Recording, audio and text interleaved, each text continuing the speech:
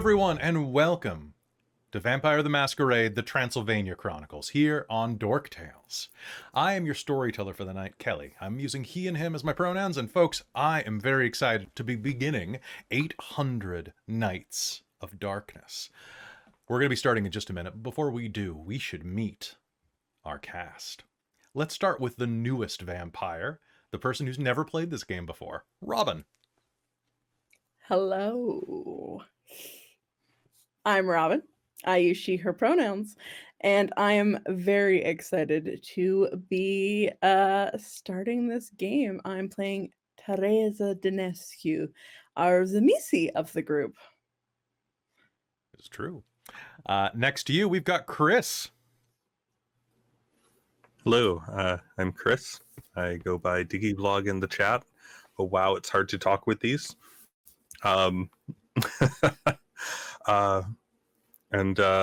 Tonight I use he, him, or they, them pronouns, and tonight I will be playing Rainald von Eggenberg, the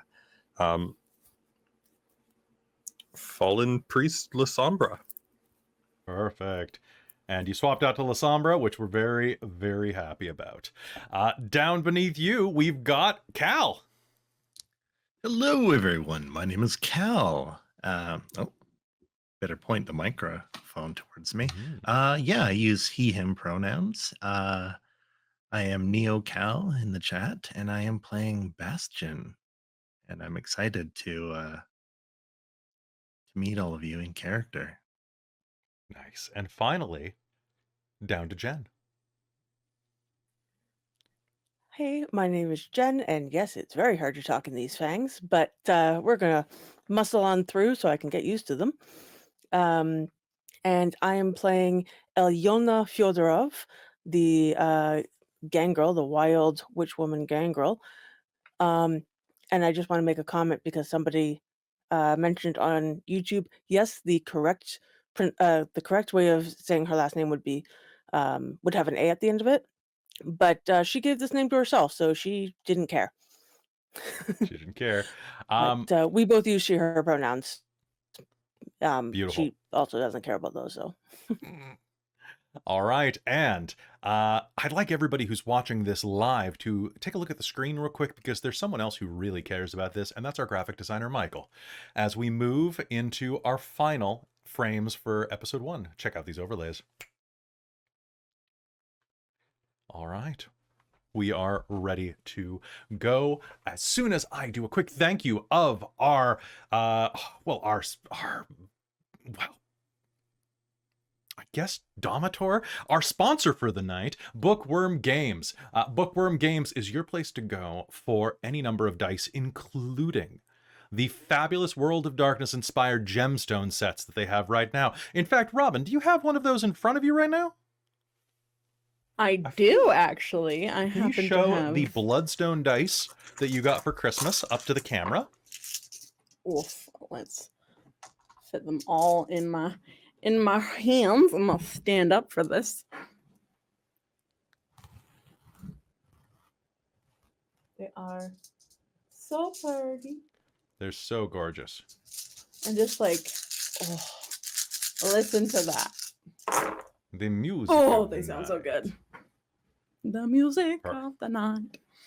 Perfect. All right. So Bookwyrm Games is your place to go to get all manner of dice, not even just the gemstone D10s, but all manner of dice from liquid core to resin to wood and, well, why don't you just go to their website and check it out. You can also manage to get some fantastic teas. You can get familiars. You can get some jewelry. It is a fantastic site. They're fantastic sponsors, and we could not do this without them. And the best thing of all is that if you use code DorkTales on checkout, you will save 15% on your order. And if you order 100 Canadian dollars, which is not very much for US buyers, shipping's free.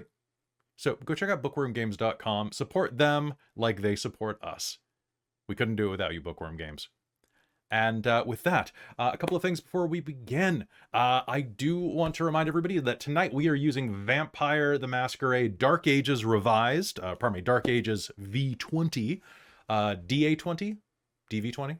Anyway, we're using the 20th edition of Vampire the Masquerade. Dark Ages. So that is going to be our primary document for this. That said, I am using a module that was written in 1997 or so.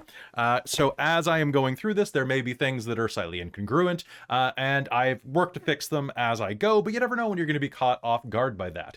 The only rule that we are changing is that specialties are not 2 successes, they are a reroll, because that is more fun, and initiative is not going to be done every round if combat breaks out, because that takes a ton of time. So changing your initiative will now be an action you can do during a round of combat.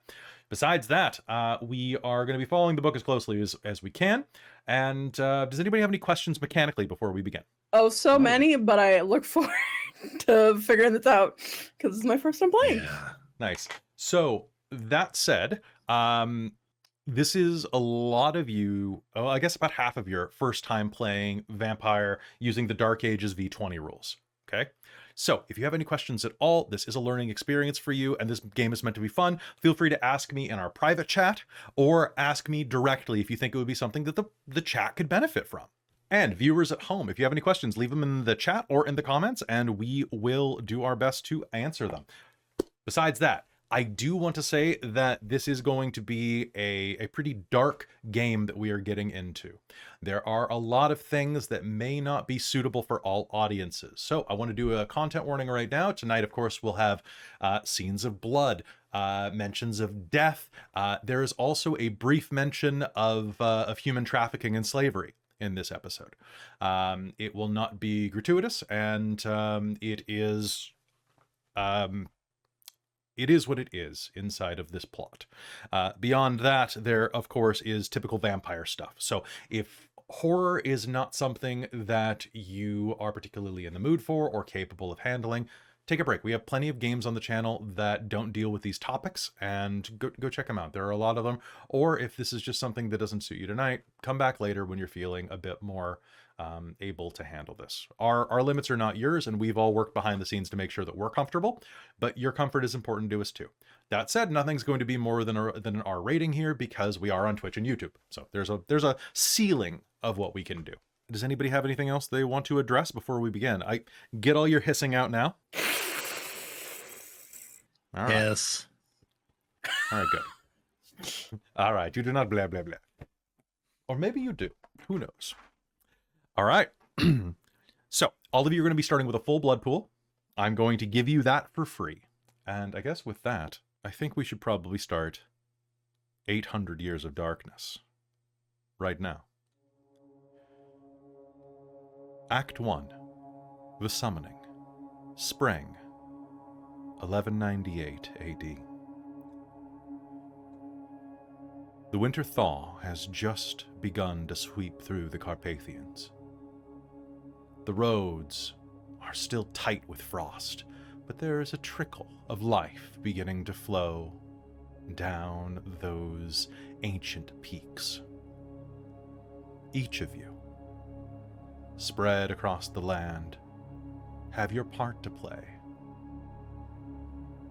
in the trials and tribulations and prophecies ahead. For here in the heart of Tzimisce territory, signs and portents will lead you to an eventual encounter, not only with your destinies, but with something lying at the very heart of the land. Something hungry and something vengeful. But your place in the fires ahead are some years from now. You find yourselves near Transylvania, some of you in Lithuania, some of you even further. The area here, everything is contested in these days. The civilizing forces of Europe and the Moorish empires to the east threaten you. And our story begins inside of an old, dilapidated building. Robin, can you describe Tereza's current haven? So, Tereza lives in a very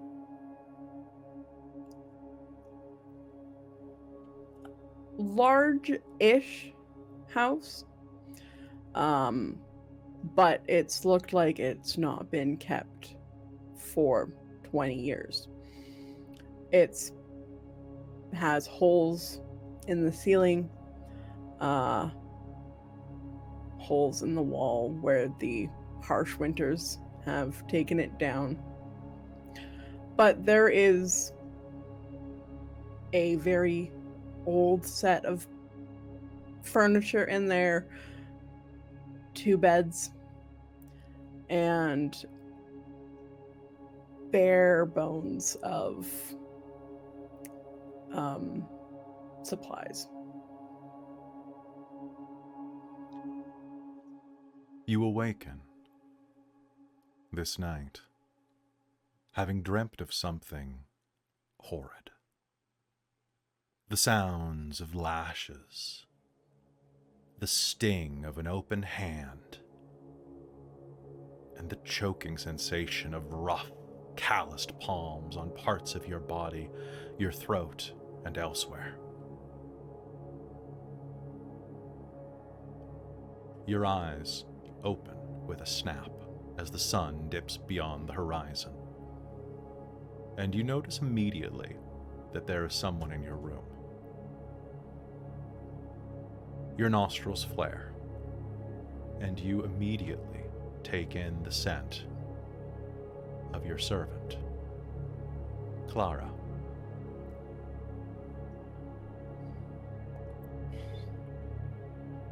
She sits by. Do you sleep in a bed? A coffin? How do you sleep with your handfuls of earth? She sleeps in a bed. Okay. I'm assuming with a bit of a canopy about it to protect. Yes. Yeah. Yeah, She it's like an sits- old like 4-poster, and then like some dark drapes have been kind of put around it almost. So as you are there, you sit up, and Clara is sitting beside the bed, stock still, and has been there for some time. In her lap is a letter, sealed with an eagle. You can see it through the gossamer curtain that separates you.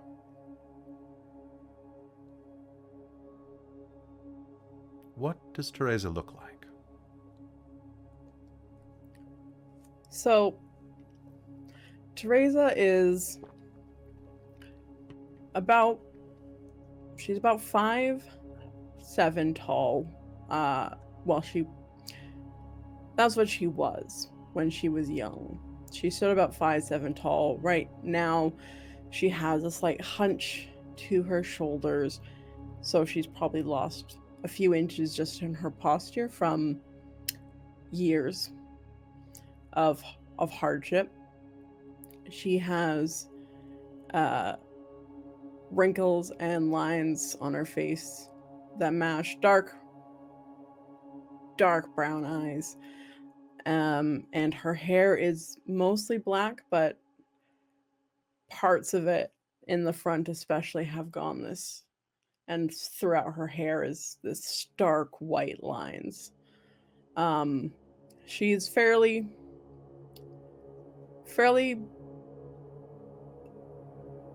curvy, average. Like, she's not super curvy, but she looks curvy because she may have been used to eating not much food in her life. Basically, it kind of showed that she was not necessarily well fed for a part of her life.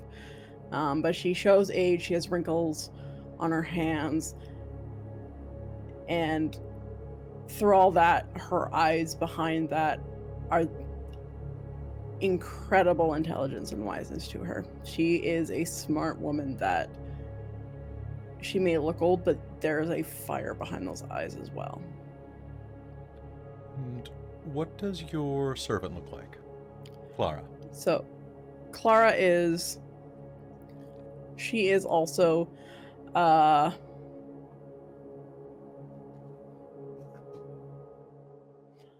She's about shorter. She's closer to about more 5'4". She is short, has dark brown hair, brown eyes. She has a slightly cherubic face. She has kind of thicker cheeks and a shorter face than Tereza does. And she looks more petite sized, but has a very shy demeanor to her, and has rough hands from sewing and cleaning, cooking. Like, she definitely is a working woman, and she's about 30. Okay. 30, that old. Yeah, from the timeline I gave. Makes sense. 25, 30. Probably closer to 25 given the era to be unmarried. Yeah, fair. Yeah, that's fair. Yeah, 25. Even that's a bit spinstery, but she sits next to your bedside, waiting for you to rouse. What do you do? Do you make her wait? Or are you too curious? She's too curious. She'll be like, well, bring it over here. Yes, mistress, she says and rises curtly. Where did you get this? Someone arrived earlier today. Dominic is seeing to them. A rider, in a covered wagon. The kind that the Roma use. Here. And she will take a moment and pull aside she'll pull aside your curtain by pulling on these like moth-eaten cords that will drag it open slowly. The little bits of lever up top, the wheels squeaking with age. And she will hand you a letter written on parchment, sealed with a crest, that you will recognize as your sire's. And with it is a gilded, edged parchment rolled into a scroll, bound with red ribbons. It is attached to the letter with a piece of sealing wax, and it is on that wax that you see the symbol of an eagle.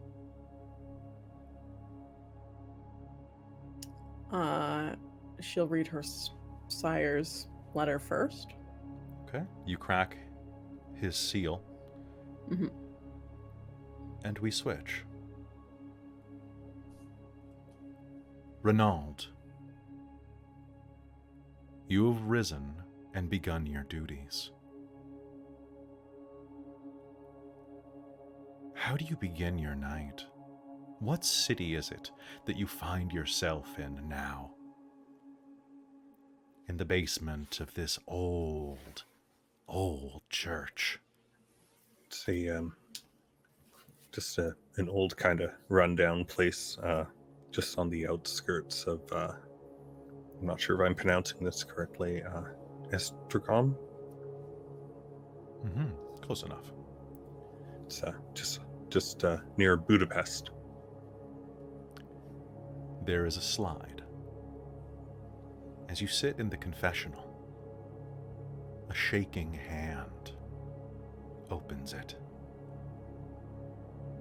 And you hear the creak of the old wood on the other side of the box as a man of some weight sits down. Forgive me, Father, for I've sinned. How long has it been since your last confession? It's some time. I have lost my way. I am a merchant. I travel between Pest and the dark lands to the east. Along the way, I stop from time to time, and I seek the things that keep a man comfortable, you know? There is a woman in this town. A server, an alewife.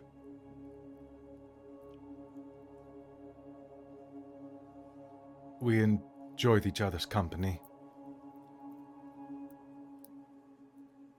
And now that I have returned, she tells me that she is with child.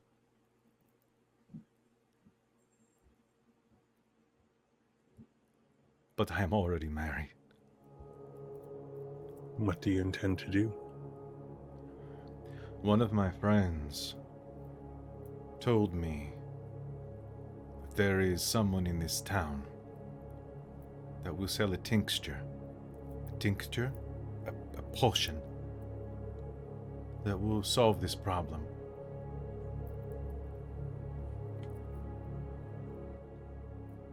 I would not think doing so was possible, but she is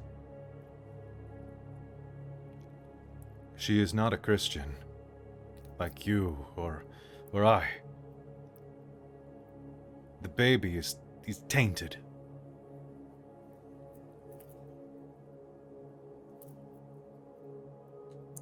We're all tainted.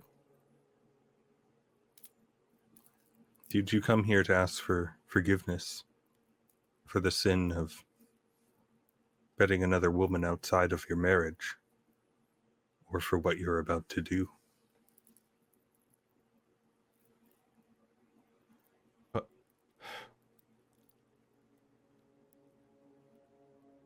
Your voice is not familiar. Are you not Father Young? You're a lucky man. God forgives everyone who seeks and worships him, allows Jesus into their hearts. But I do not. And I'm going to reach through the confessional booth. Okay. And I'm going to have a drink. Sounds good. Can you please describe yourself as you punch through the confessional mesh? Rainald is a older man, maybe for the time, probably mid 40s, early 50s, the exact time frame, probably a little shrouded there. And he's actually quite a friendly appearance when he's not cowled. Seems very approachable, tall, gray hair, just starting to get some extra lines around his face, and he walks with an air of confidence, and is doesn't he's always looks like flushed, and doesn't look quite as pale as others, but I mean, he feeds quite often, so and then he wears simple brown robe and cross around his neck, and You bite into the side of this sinner's throat. It's flabby and unshaven and has been for days, and the skin tastes of bad ale and sweat. You devour his lifeblood. It pours over your throat like the richest wine. Ecstasy racks your body. How much do you drink?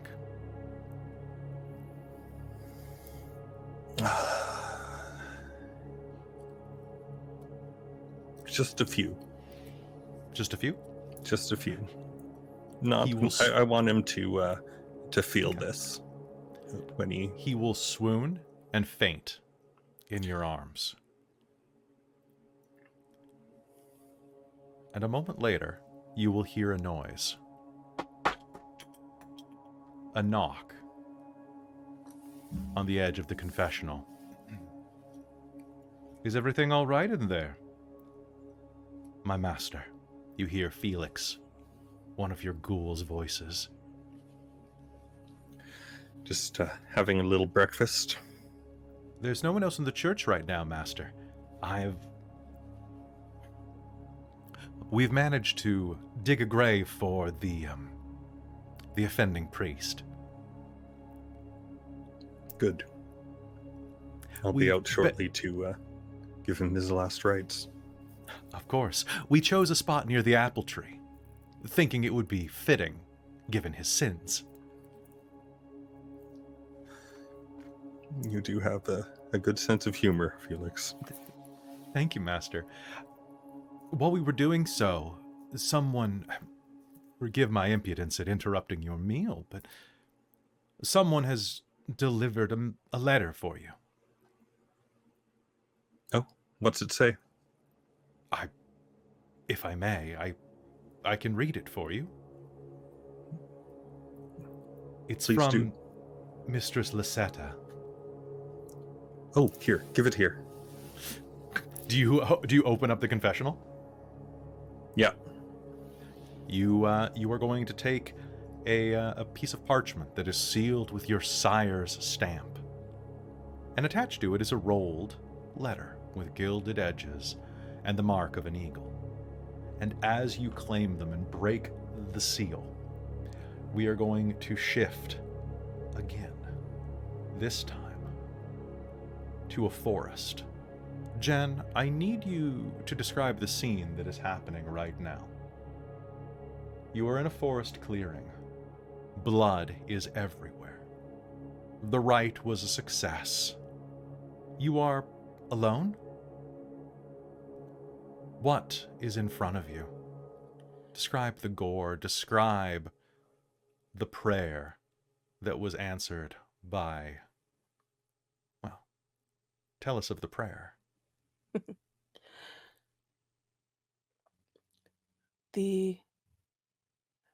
In the center of the clearing is a large, I'm going to say elk, even though I'm not sure if they're native to these parts, but I'm going to say elk. A large deer-like creature that has been completely sliced open from chin to groin.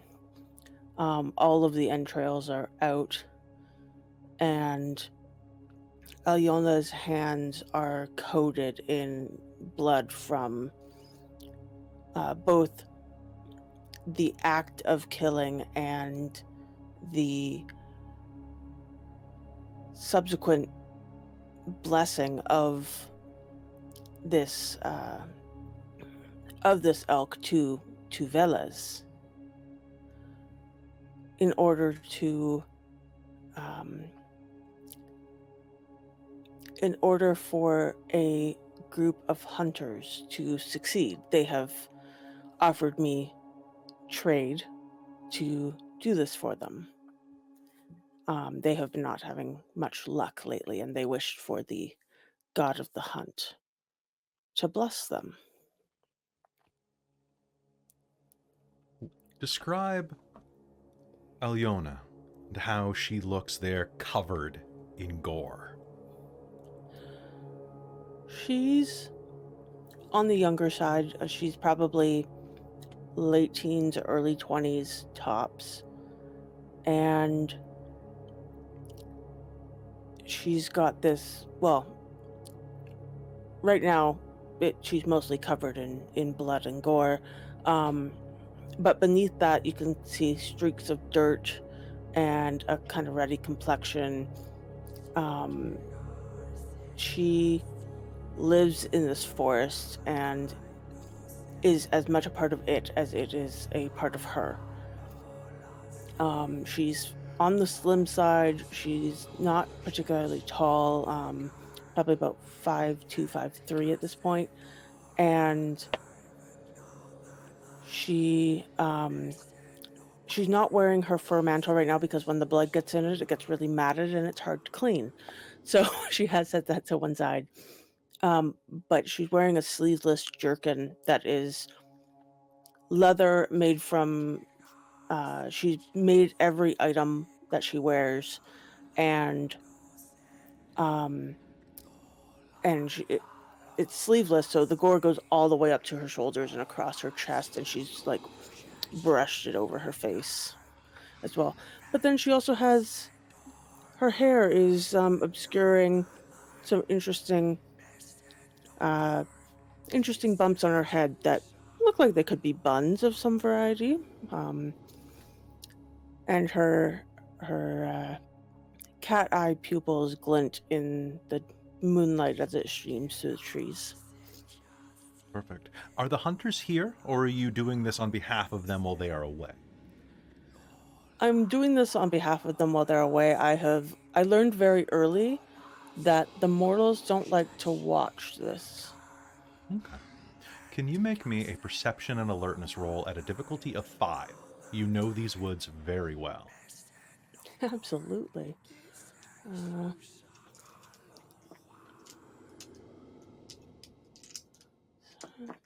And my alertness specialty in wilderness applies, I'm guessing. It will, yes.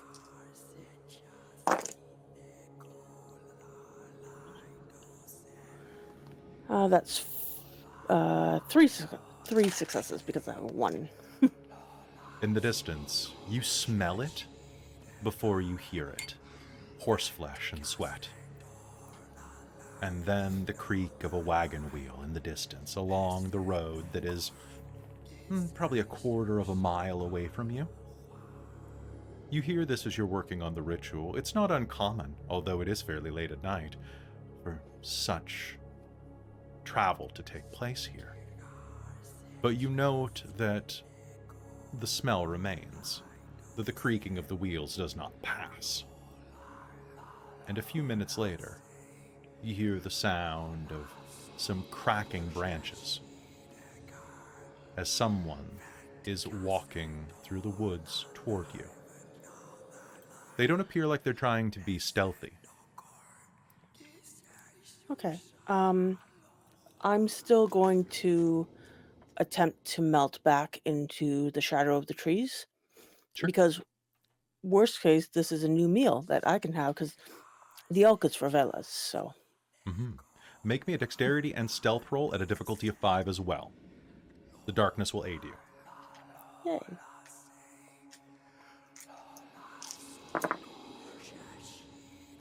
Uh, 2. 2. You find a place next to an altar, probably stone, that you use. Or is it just in the open? Though it doesn't look like an altar. It looks like it's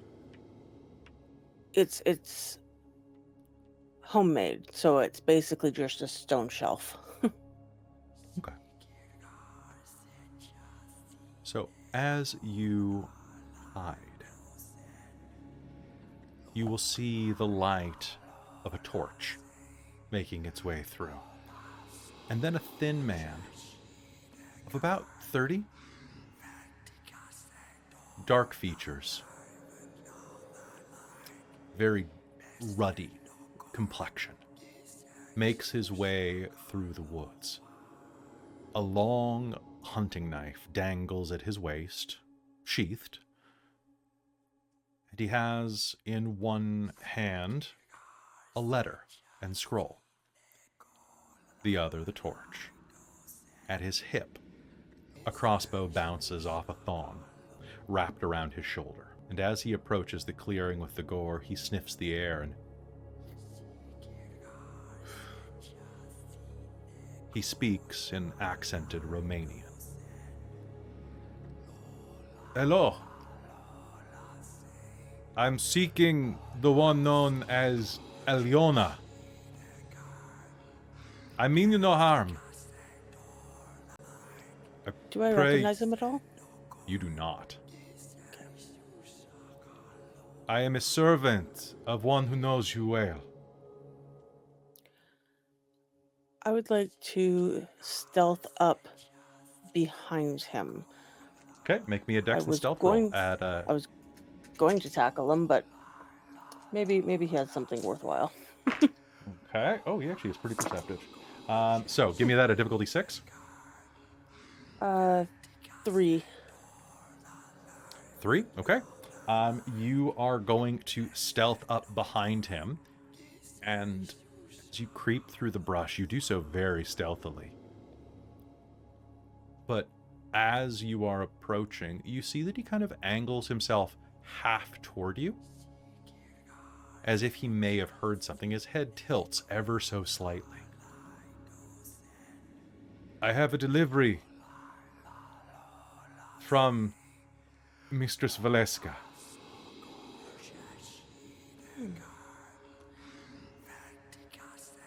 Alëna will straighten and walk out of the bush. Way too close, I think, for comfort, really, but His Adam's apple, you'll see, is very pronounced, and it dips up and down rather rapidly.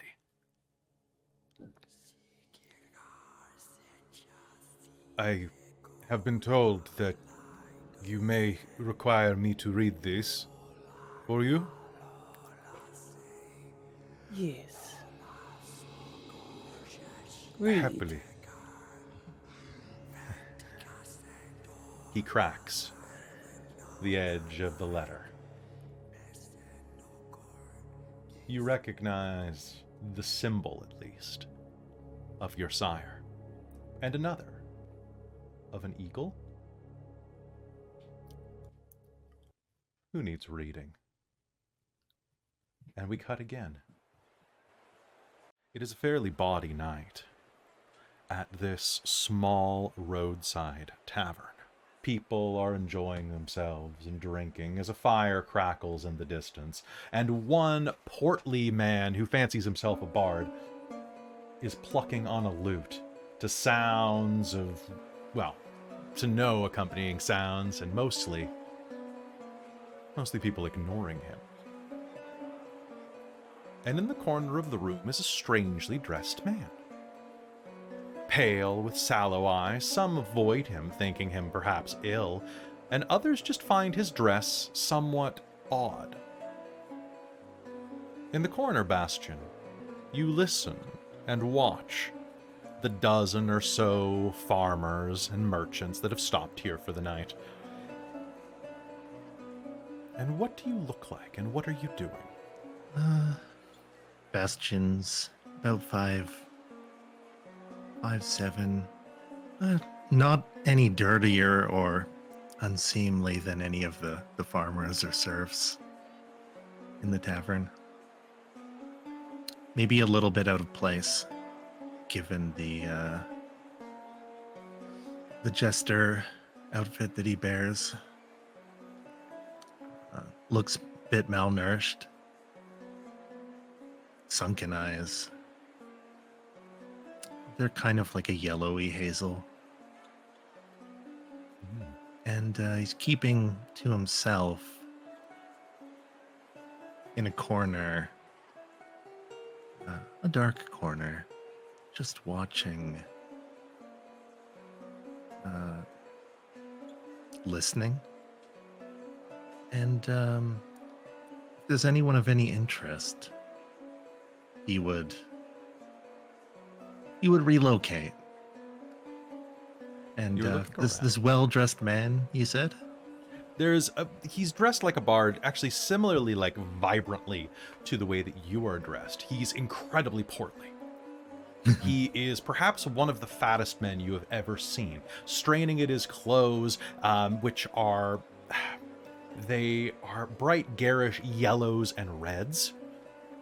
He has a bit of a crumpled hat atop a horseshoe of hair and sweaty scalp, and has shaved his beard down to a goatee and mustache alone. It's amazing that such sausage-like fingers can get any type of tune out of that thing at all. I'll approach. I'll approach him.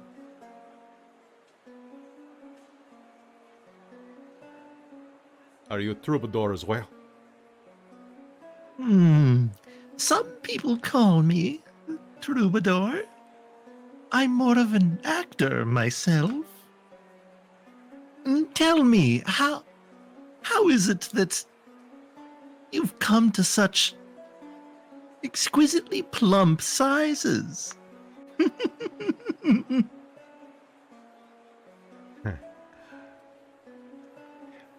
My wife is a horrible cook. Oh, so you ate her? No. How many wives did you eat? Someone snorts across the room.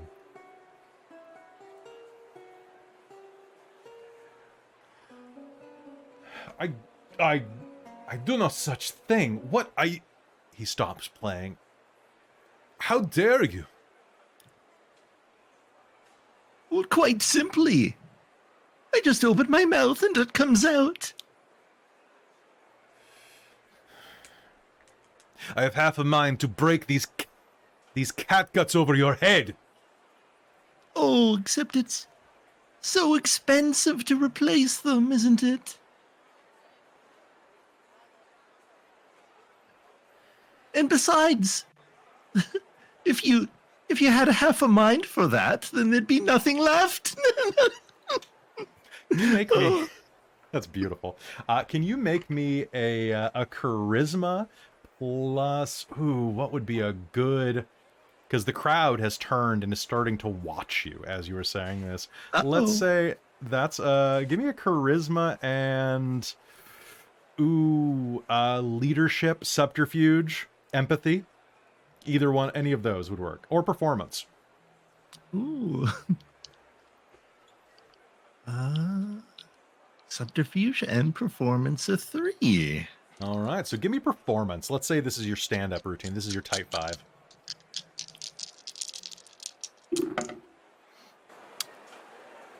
All right. And what was the difficulty I'm looking for? Difficulty of that, this crowd's pretty liquored up. I'll almost say it's a difficulty of 6. I have 6, 7, 7, 9. So I think that's 4. That's 4. All right, the crowd is going to turn on this fat bard. And one of them's going to go, "Hey, heifer, leave this one alone. He's more pleasant than you are. Stringing that bullshit. A drink. You, in the funny hat. I've got a bit here. For a drink. Come, take it." Oh. Well, I can't turn that down, could I? He flips you a low denomination coin, barely more than a piece of tin. Well, it seems that one of us has earned our, dinner?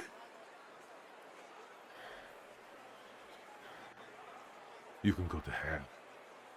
The fat man turns and storms out of the tavern. I'll race you there. You can get a 10-second head start. He moves a bit faster, hearing that. Some of the men and farmers will chortle a bit.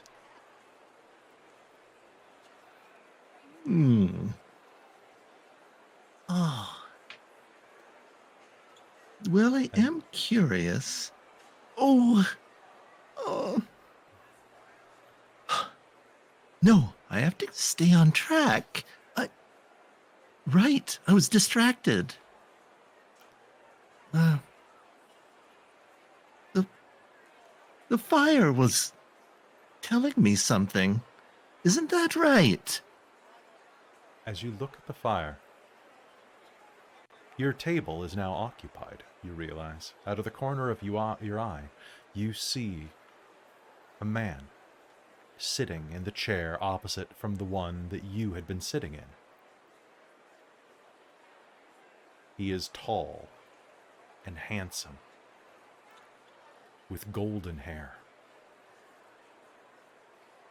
He has flowing locks dangling over a white tabard with a bright red cross emblazoned on it. He stares at you.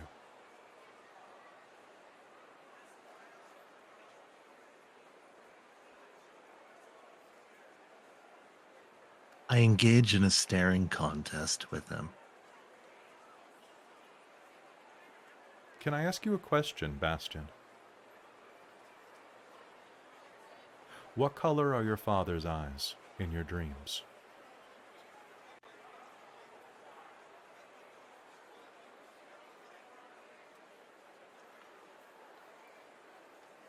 They're blue. This man has the bluest eyes you've ever imagined. They pierce the shadows that wrap around him. I'll have a seat across from him.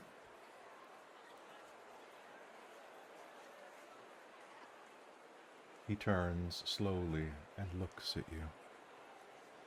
And with an accent distant, what you imagine that a French accent would be.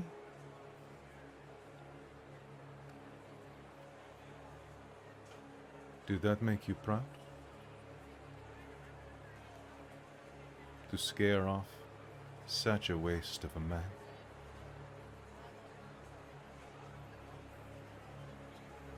It was funny.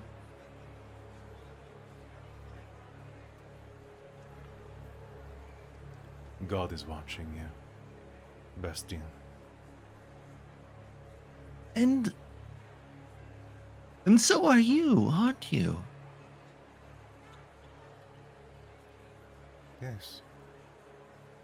I always am watching you. Someone has to make sure.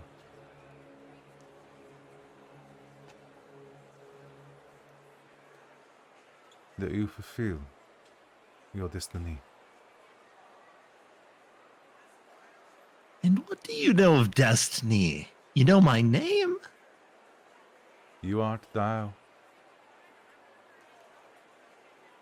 and I, the progenitor of thee.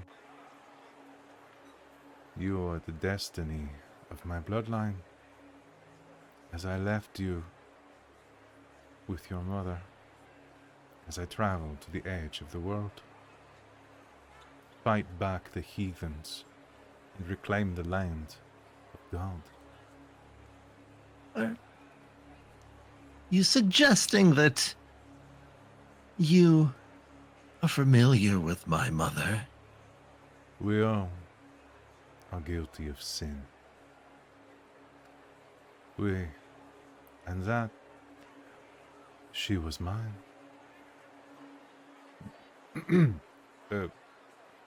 Bastien? You hear a voice next to you, and suddenly the man across the table from you is gone. Instead, a thick-necked bull of a man stands next to you, dressed in a traveler's cloak and peasant garbs. Excuse me. I bring word from your sire. I am lucky to have found you here.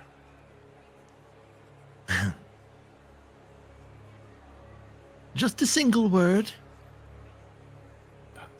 Do you read?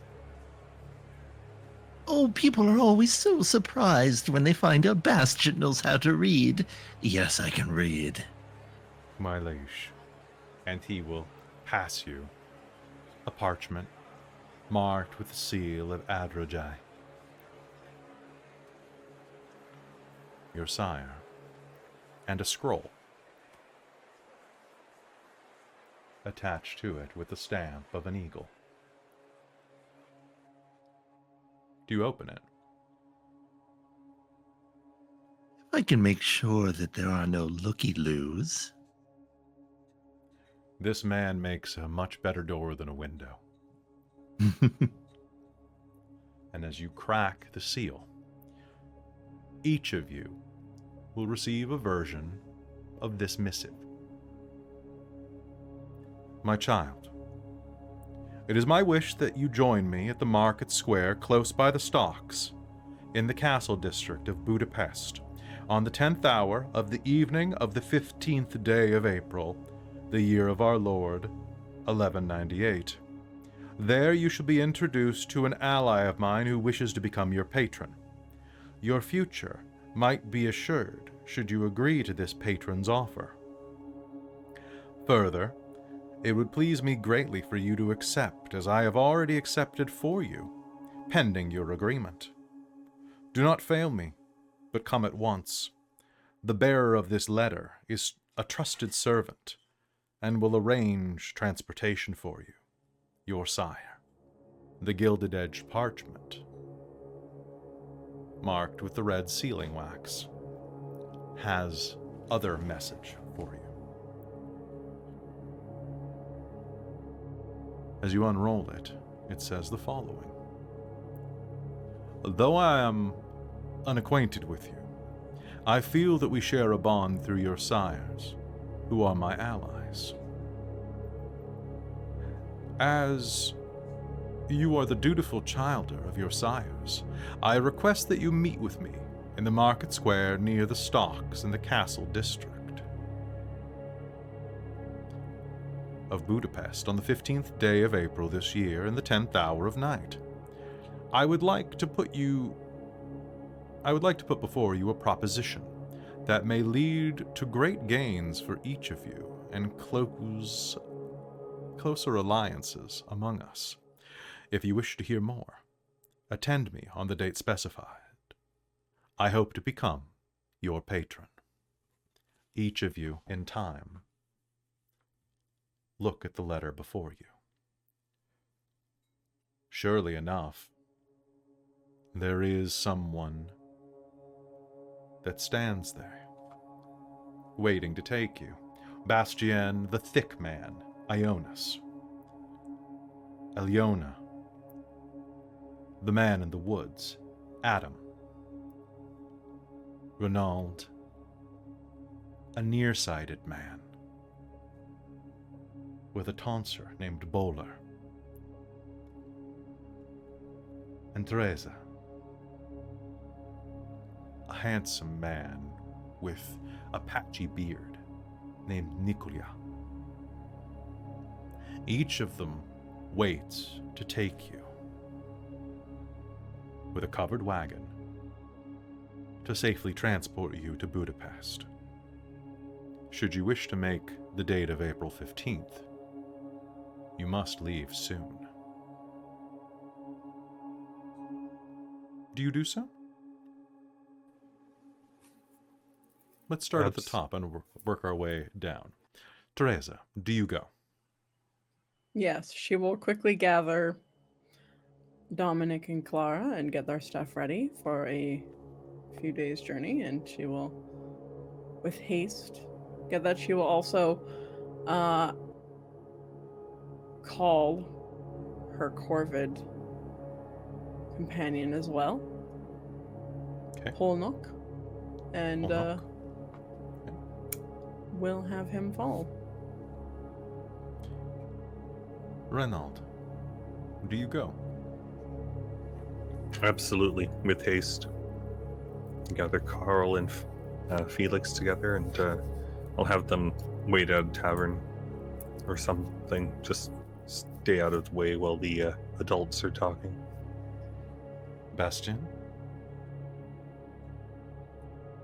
Oh, I was getting bored of where I was anyway. Alëna? What does this travel entail? He looks to you and says, it is travel to Budapest,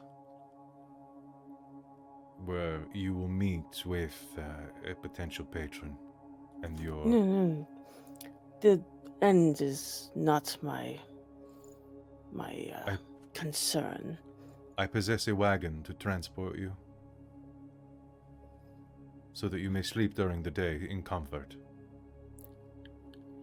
It is no comfort to me.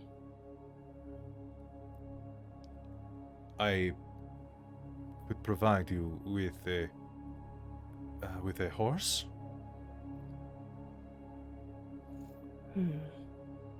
Should the wagon not suffice? The horse for riding, and I will suffer the carriage for sleeping. Of course. And one by one. Wait while you I will- collect my things.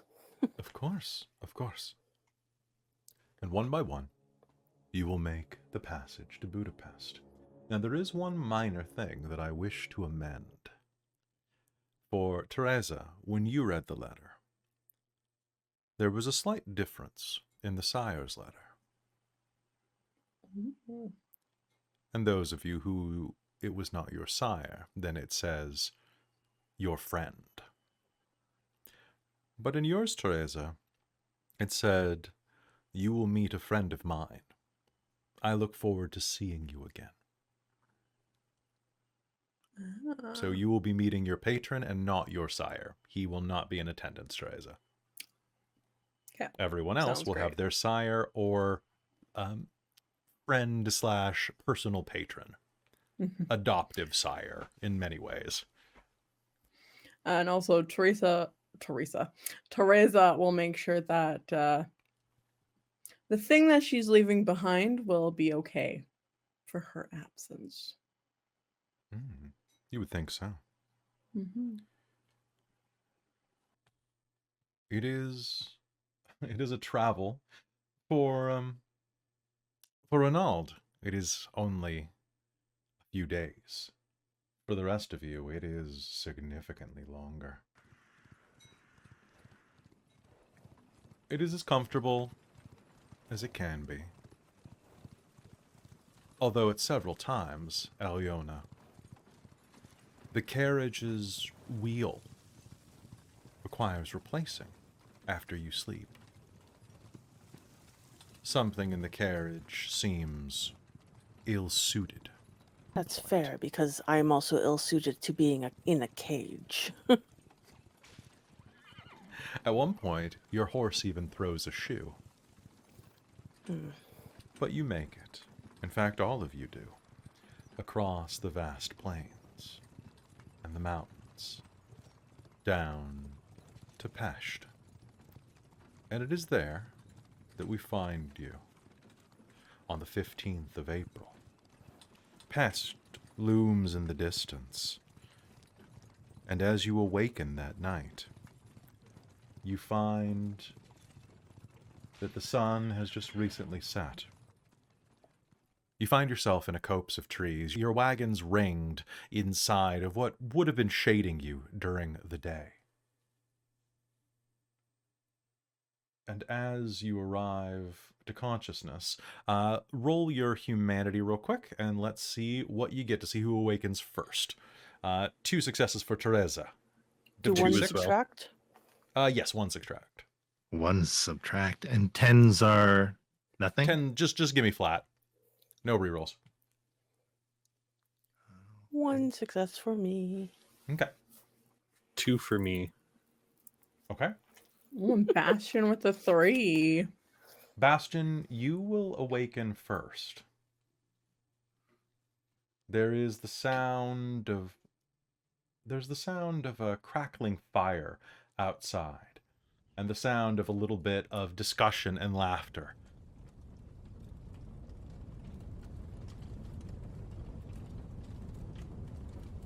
What do? You awaken in the carriage you've been riding in for several days.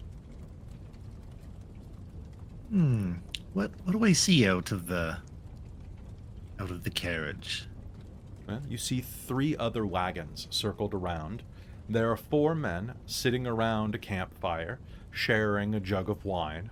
They are very familiar with each other.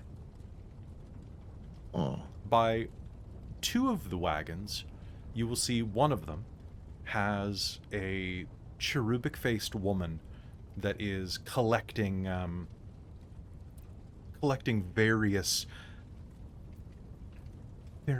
mushrooms, herbs, other edibles from around the nearby vicinity, while a man stands guard, broad and strong looking. Near another wagon, a pair of mercenaries stand guard as well, sheltering whomever's within.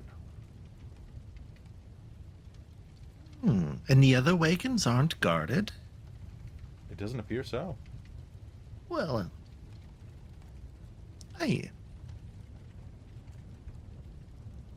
I'm intrigued about seeing what's in this one.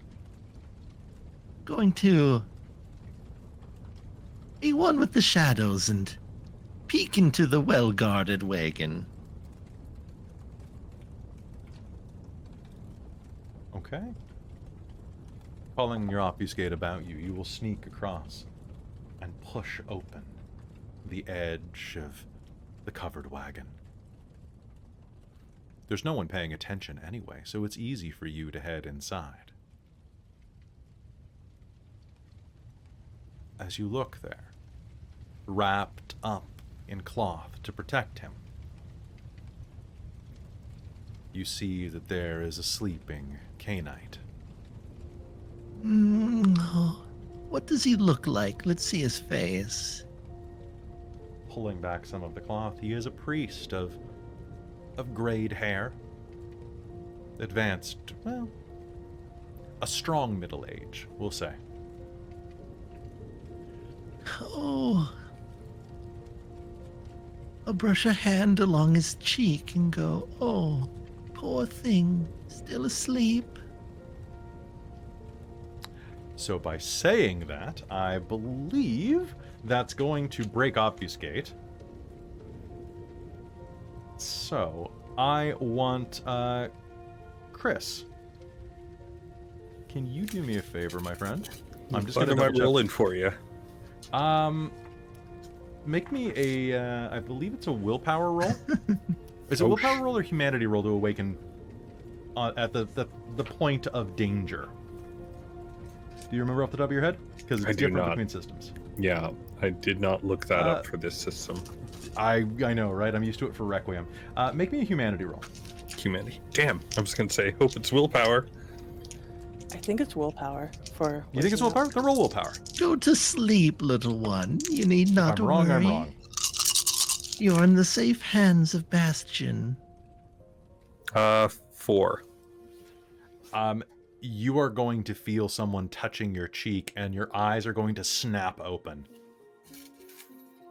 There is a strange man looming over you.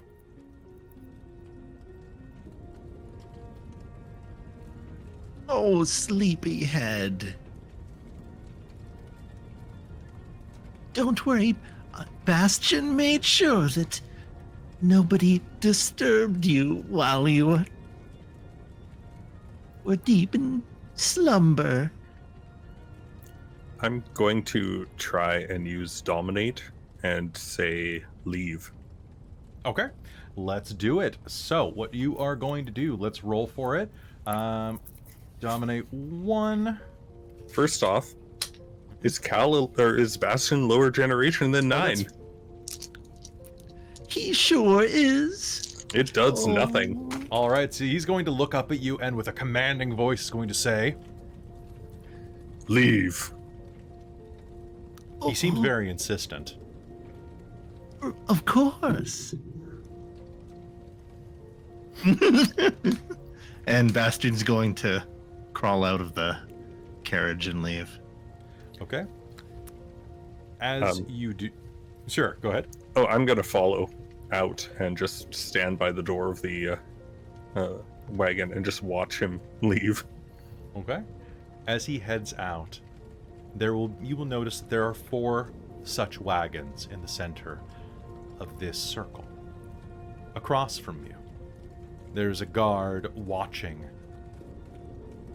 And you swore that Felix and Carl were watching, and in fact, as Bastien climbs out, they're going to look back and... what the fuck? Master, we didn't let anybody in. You have to believe us, Carl says, earnest as always. I don't see the book out. Were you weren't even reading it? Apologies, Master. We thought it best to protect you while we were in unfamiliar locations. Now that you were awake, forgive us. Yes, Master, please forgive. We were thinking of your best interests rather than those of our souls. You should be concerned with your souls. And no harm was done. We will resume study then. Across the way from you, the armed man who stands guard in front of the other wagon will turn, hearing something within it. He will step up onto the wagon and will reach a hand through one of the curtains to draw forth its inhabitant. An old woman. Dominic offers you a hand as you rise, Tereza, and helps you out, where you see that the wagons are circled up. Thank you, Dominic. And she will, after she gets up, she will take a hand and caress it gently down his cheek. He leans into it, obviously enjoying the soft touch of wrinkled fingers. We've made it. The hills of Pest lie just beyond that reach. I don't know why we are waiting here, but it is not quite the time spoken of, mistress. So did we know that there's others here before I woke up? Or am I oblivious to what is outside my wagon right now? You, standing out and looking at your wagon, this is the first time you've seen other wagons. Okay.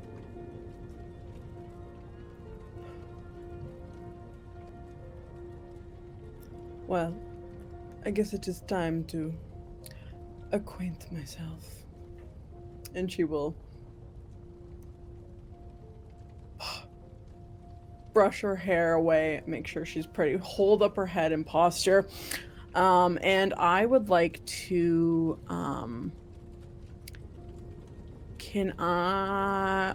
where is the thing? Can I use a little, how quick to use, malleable visage? Oh, malleable visage. It takes a moment or so. It's imagine yourself how long it would take to update your makeup. Okay. So she will do that. She is going to be she's going to make it so that she's not hunched anymore. She's going to straighten out her back and look 5'7", maybe even closer to 5'8", and then head out, head held high. So rolling your back and calling upon your vicissitude. Does level 1 require blood? Yes, I spend a blood point for each desired change and roll intelligence and bodycraft, difficulty 6. Okay. And of course, everyone who awakens tonight spend a point of blood as well. So you're going to be down at least 2. 2. There's the sound of popping vertebra and shifting flesh, and you will feel tension above your breasts as the skin goes taut as you straighten.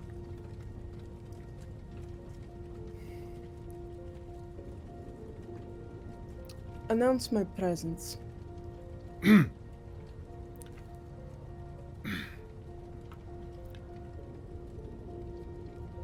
Announcing the arrival of Lady Tereza, Dinescu.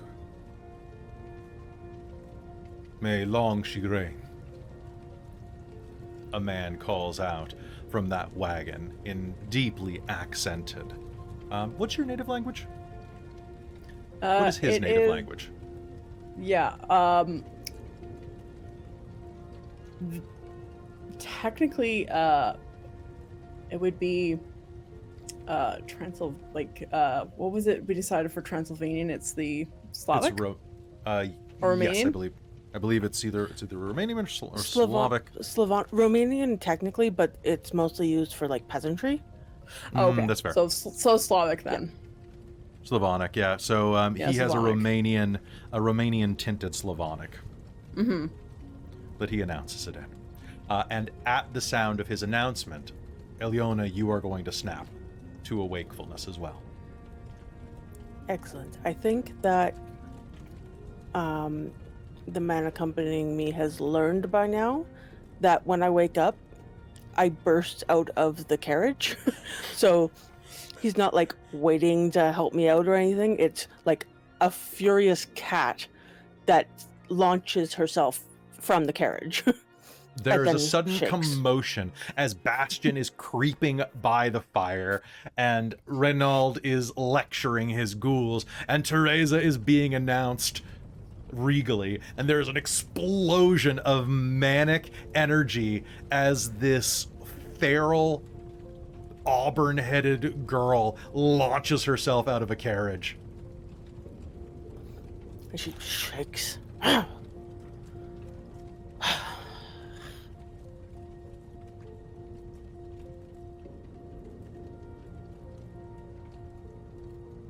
What is this? Who are you?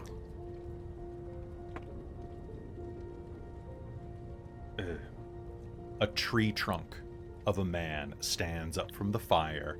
The Bastien will know as Ionis. The rest of you will not recognize. He stands up and says, pardon. We are outside of the walls of Pest. It is the 7th hour. We wanted to make sure that you were awakened before we went in. They check wagons for items for taxation. So we could not risk having you asleep when we entered.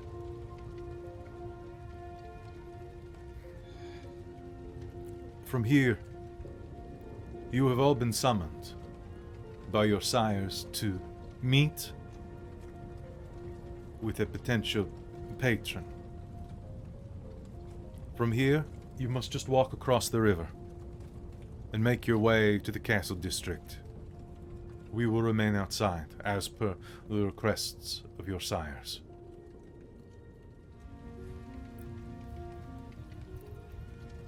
And as you all take a look at each other, there is a moment where you will feel something tug at you, connecting you. This is the beginning of a very interesting partnership. And in fact, Bastien, you feel an itch at your eyes.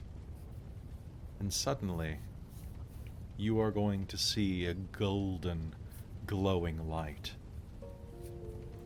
hovering above each of these 3 newcomers. A halo that connects them to you and your destiny.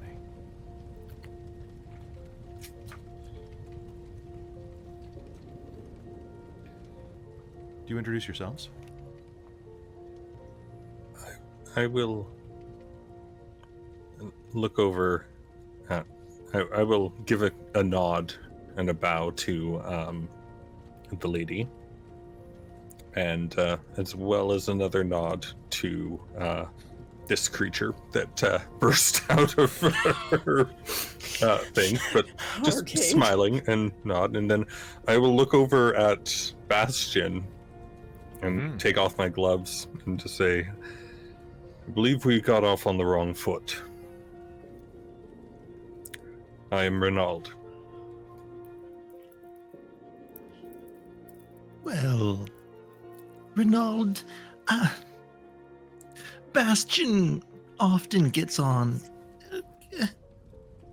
is often on the wrong foot, so I understand. How nice to meet the 3 of you. I foresee great things in our future. And what do you call yourself, wild one? And Tereza looks and gives a look to Alëna. Can I get anyone who would be looking at Alëna while she's kind of like getting herself back up after exploding out, make me a perception and alertness roll. It's going to be a difficulty of 9 if you don't have auspex, but if you use auspex to look at her and negate the darkness penalties, that will be a difficulty of 7. Cool. Sorry, negate darkness penalties 7? Yes, so for you, it'll be 7. Because Nope. you have dark sight. So it is Perception and alertness, difficulty 7. perception and alertness. Okay. Just a reminder, Robin, when you use powers like auspex, you need to tell me that you're using them. Otherwise, it's not assumed that they're on. Sometimes they will turn on reflexively, in the case of auspex at least. But yeah, it does say it is a reflexive one. But yes, I would like to use that. And does intuitive apply for specialty, or no? you know what? In this case, yes. Cool.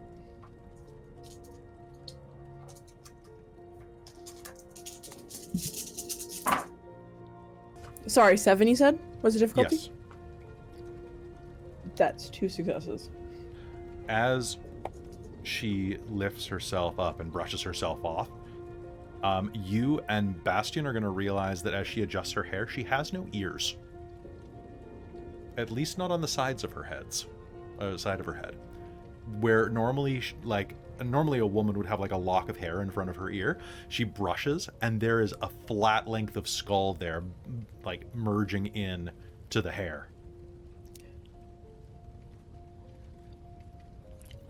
She also still has some like dried blood streaks. She got off most of the gore, but she didn't care to get off all of it. Fair. Yes, so she smells like blood as well. Would you not be more comfortable wearing a veil into the city? Cover your hair. I did not come here to be lectured by an old woman. I'm Alëna. Alëna, you need not cover your beautiful face with a veil. Listen not to this one. If she does not want to be treated like poverty, I would suggest it. I have extra in my carriage. If you don't have one of your own, I highly doubt you do. Alëna will look over towards, like, the city they're about to be entering. It's wide with a broad wall. Very well. It will Clara? keep eyes away from me. Yes, mistress, the heart-shaped Fetch- girl says. Fetch me one of my other veils. Of course, mistress. I look at Leona and it's like a wise move, at least temporarily, and quite kind of you. I'll look toward Tereza.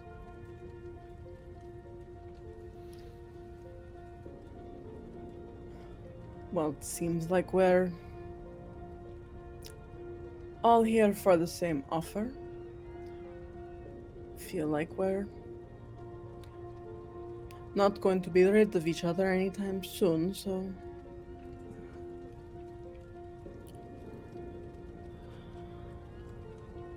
better to make friends than enemies, right?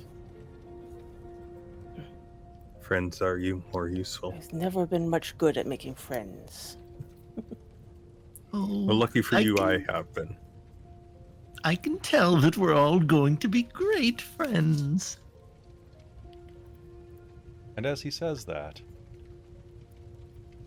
you hear the distant church bells calling that it's 7th hour. It's time to get moving. which we'll do right after this quick break. Don't go anywhere, folks. We'll be right back.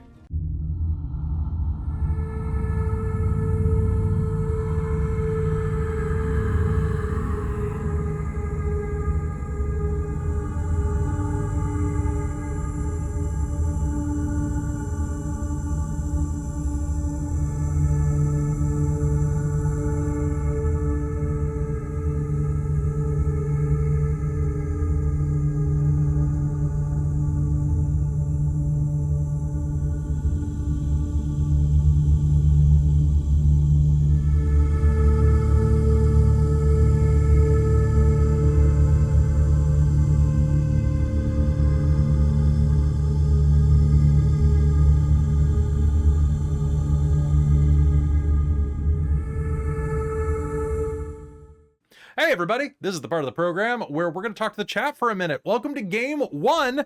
I want to show you something great. So this is, I've been stressed as hell about this because for those who have never ran a module written by White Wolf back in the day, adventures written by White Wolf are not, they're not structured the way something like by WotC or by Paizo is. Paizo's still the king of modules, by the way, and you can quote me on that. So this is chapter 1, and I apologize. I will say this is a print off from Drive-Thru-RPG, so don't hate me too much for all of the highlighting. But I want to show you something real quick. This is Act 1. This is Scene 1. We are just here now. We have not even entered Scene 1. So there is a lot to do today. We got 3 hurt the mores from Lady. Really? Nice. Yeah, we have so many hurt the mores. 8 now. 1, 2, I have 10. 3, 10. I have 10. 7. Christine, buy XP if you can. No, it's already maxed out. It's tapped out. Okay. Yeah, we got 3. All right, so people spend some willpower. There's going to be some stuff in the future. Or so welcome. If you have any questions, comments, sorry, if you're watching live, there was that audio flub. That was the rotating campfire behind us. Had music and audio, and I had to import it and forgot to mute it, which I will learn from my mistakes, I promise. But if you're watching on YouTube later, you don't know what I'm talking about. You didn't hear it. I edited it out, and then we redid it. Thank you. Yes, and if a discipline does not say it requires any type of spend, it is free. Yeah, you looking at Obfuscate? So much stuff is free. Obfuscate and Auspex are just entirely free. Yeah, it's nice. Like, until you get to like level 3 or 4, depending on which one. Mm-hmm. I can just be a creepy, sneaky dude for free. Yeah. It's great. And same with animalism, I can talk to animals for free, and I can call them. And then if I want to spend... Oh, I just have to talk to them using Animalkin. I can summon the Abyss for free. It's true. So we can all scream Robin, into it? as you are looking at things, Robin, since this is your first time playing any type of game, like I said before, with Auspex, you have to tell me you're using it. And then a quick reminder that you have 5 senses and can enhance all of them or as many of them as at once as you want. Ooh. So things like enhanced touch will allow you to find like secret passageways. Enhanced smell would allow you to smell like blade oil of someone coming up behind you. Is there a penalty? Like only if you are overwhelmed. Like if you have no, if you have your heightened senses on, unless they changed it for Dark Ages 20, and I just haven't read that. But for example, if you have like heightened eyes on to see in the dark and someone suddenly thrusts a torch in your face, you may be blinded. Yeah, no, they do have on there, I think I was reading that they did say something about overstimulation. Yeah, so you can have as many on, like Kelly was saying, right? But if you have enhanced smell, you might become like completely nose blind if you walk by the stables, or worse, stunned. By how Or Yeah, by a likewise, perfume sudden or merchant. extreme stimuli may shock the vampire's senses. In either of these cases, player rolls a character's willpower to keep them focused. Difficulty starts as 4, but should increase by the intensity of the stimulus. Should the roll fail, the character becomes overstimulated and loses 2 dice on all actions outside of experiencing the stimulus for 10 minutes. Yeah. So the other thing is that when you are using aura perception, so level 2, I forget what it's called in Dark Ages, but when you Read are the checking, soul. yeah, soul sight. So when you are using that, it does take a little while to analyze. Unlike a lot of systems, particularly in live action play, it is used as a lie detector. It can do that, but it is not, it will sense deceptive emotion, but it does not go, oh, that's a lie. But if someone's try is being suspicious or is being deceitful, keep an eye on it. And as you are looking at this, I will tell you colors and things like that. So you'll have to figure it out your own. Yeah, because it says that you can, at the moment, she chooses to interpret the state of the soul. The character player's rolls perception plus empathy. Oh boy, I have no empathy, so that's great. With each success granted, the Bastien character can must teach you receive empathy. information. You can buy it after the session. Yeah, potentially. Clara has all my empathy that I need. Embrace her. You might. I might. Who knows? God, embracing in this system, by the way, after playing Requiem for so long, in Vampire the Requiem, if you want to embrace someone, you have to feed them blood. We have to drain their body, feed them blood, and spend a permanent dot of willpower. Permanent. Oh, wow. As in you just go down one? You go down one, unless it is, I forget if you have to do that in 2nd edition, but at the very least, you lose a dot of humanity for doing so. Which I like that embracing someone hurts you like that. That makes it makes sense. That makes sense. That makes sense. In this system, in Masquerade, you might risk humanity because you're killing somebody, but if you're doing the whole oh no, my friend was shot, there's only one way to save them. Yeah, it costs you a point of blood. Yeah, because then that is saving someone. So that's why you can mass embrace. And Robin, if we make it to the modern day in this, I'm pretty sure looking at this, y'all are going to be in the Sabbat. Y'all are going to be, you're going to be Sabbattle axes. Hey, don't rule the anarchs out yet. Don't rule the anarchs out. The anarchs rule themselves. No, you're not going to be hanging out with Nines Rodriguez. Okay, you're not going to be in the bar in Santa Monica. But hey, if you want, I can definitely bring my my Smiling Jack back. Oh my God! Welcome to the Camarilla. Welcome to the Camarilla. I'm Bender. Oh my goodness gracious. I have a flaw that just negates my membership from the Camarilla. Is it called Fuck the Camarilla? 5-point flaw? No, it's called vulgar. Oh, yeah. You're It's a good vulgar, flaw. Jen. I'm not civilized. So, Robin, Yes. since you have no idea what the hell I'm talking about, the No big idea. joke right there is that Smiling Jack the Anarch is a pirate who got embraced in the 16 or 1700s. I forget. I think 1600s because it's the end of piracy. And basically is this roving biker who is voiced by John DiMaggio in the Bloodlines game. So he's actually voiced by Bender. Oh my goodness. Okay. That's hilarious. Which you need to play Vampire the Masquerade Bloodlines. It is still, as glitchy as it is, one of the best top 100 video games ever. Probably top. I'd say top Steam? top. Yeah. It's in my library. You're on my friends list, so just play it. Ooh, I might do some. Because- It's actually playable now too. Yeah. I also have. Yeah, yeah, seriously. It's a really fantastic game, and honestly is one of the quintessential vampire games that you. Well, I mean, obviously, there's only There's two Vampire only the one Masquerade. good vampire game. I don't know. Redemption's okay. Yeah. Yeah, it's good. Pick it up. It's $10. It's janky as hell, but they get the vibe right. Okay. Okay. I'm looking it up now. Do it. It's jank, but you'll like it, and it's like 15 hours to beat, 20 hours max. You can do it in a weekend. I haven't played any of the recent ones. Oh, that's not true. I did a let's play of one of the novel adventures. Oh, yeah, you did No. not Swan Song, which is the 3D one. Clans of New York? Blood of New York? I know what you mean. I have all those too. I bought them on a bundle. I got them on a bundle as well, and then I played one of them Me for too. a stream, and it's just way too much talking. I also have the really problematic one on my phone still, the one that you can't buy anymore. They released a choose your own adventure style visual or text novel called. They did?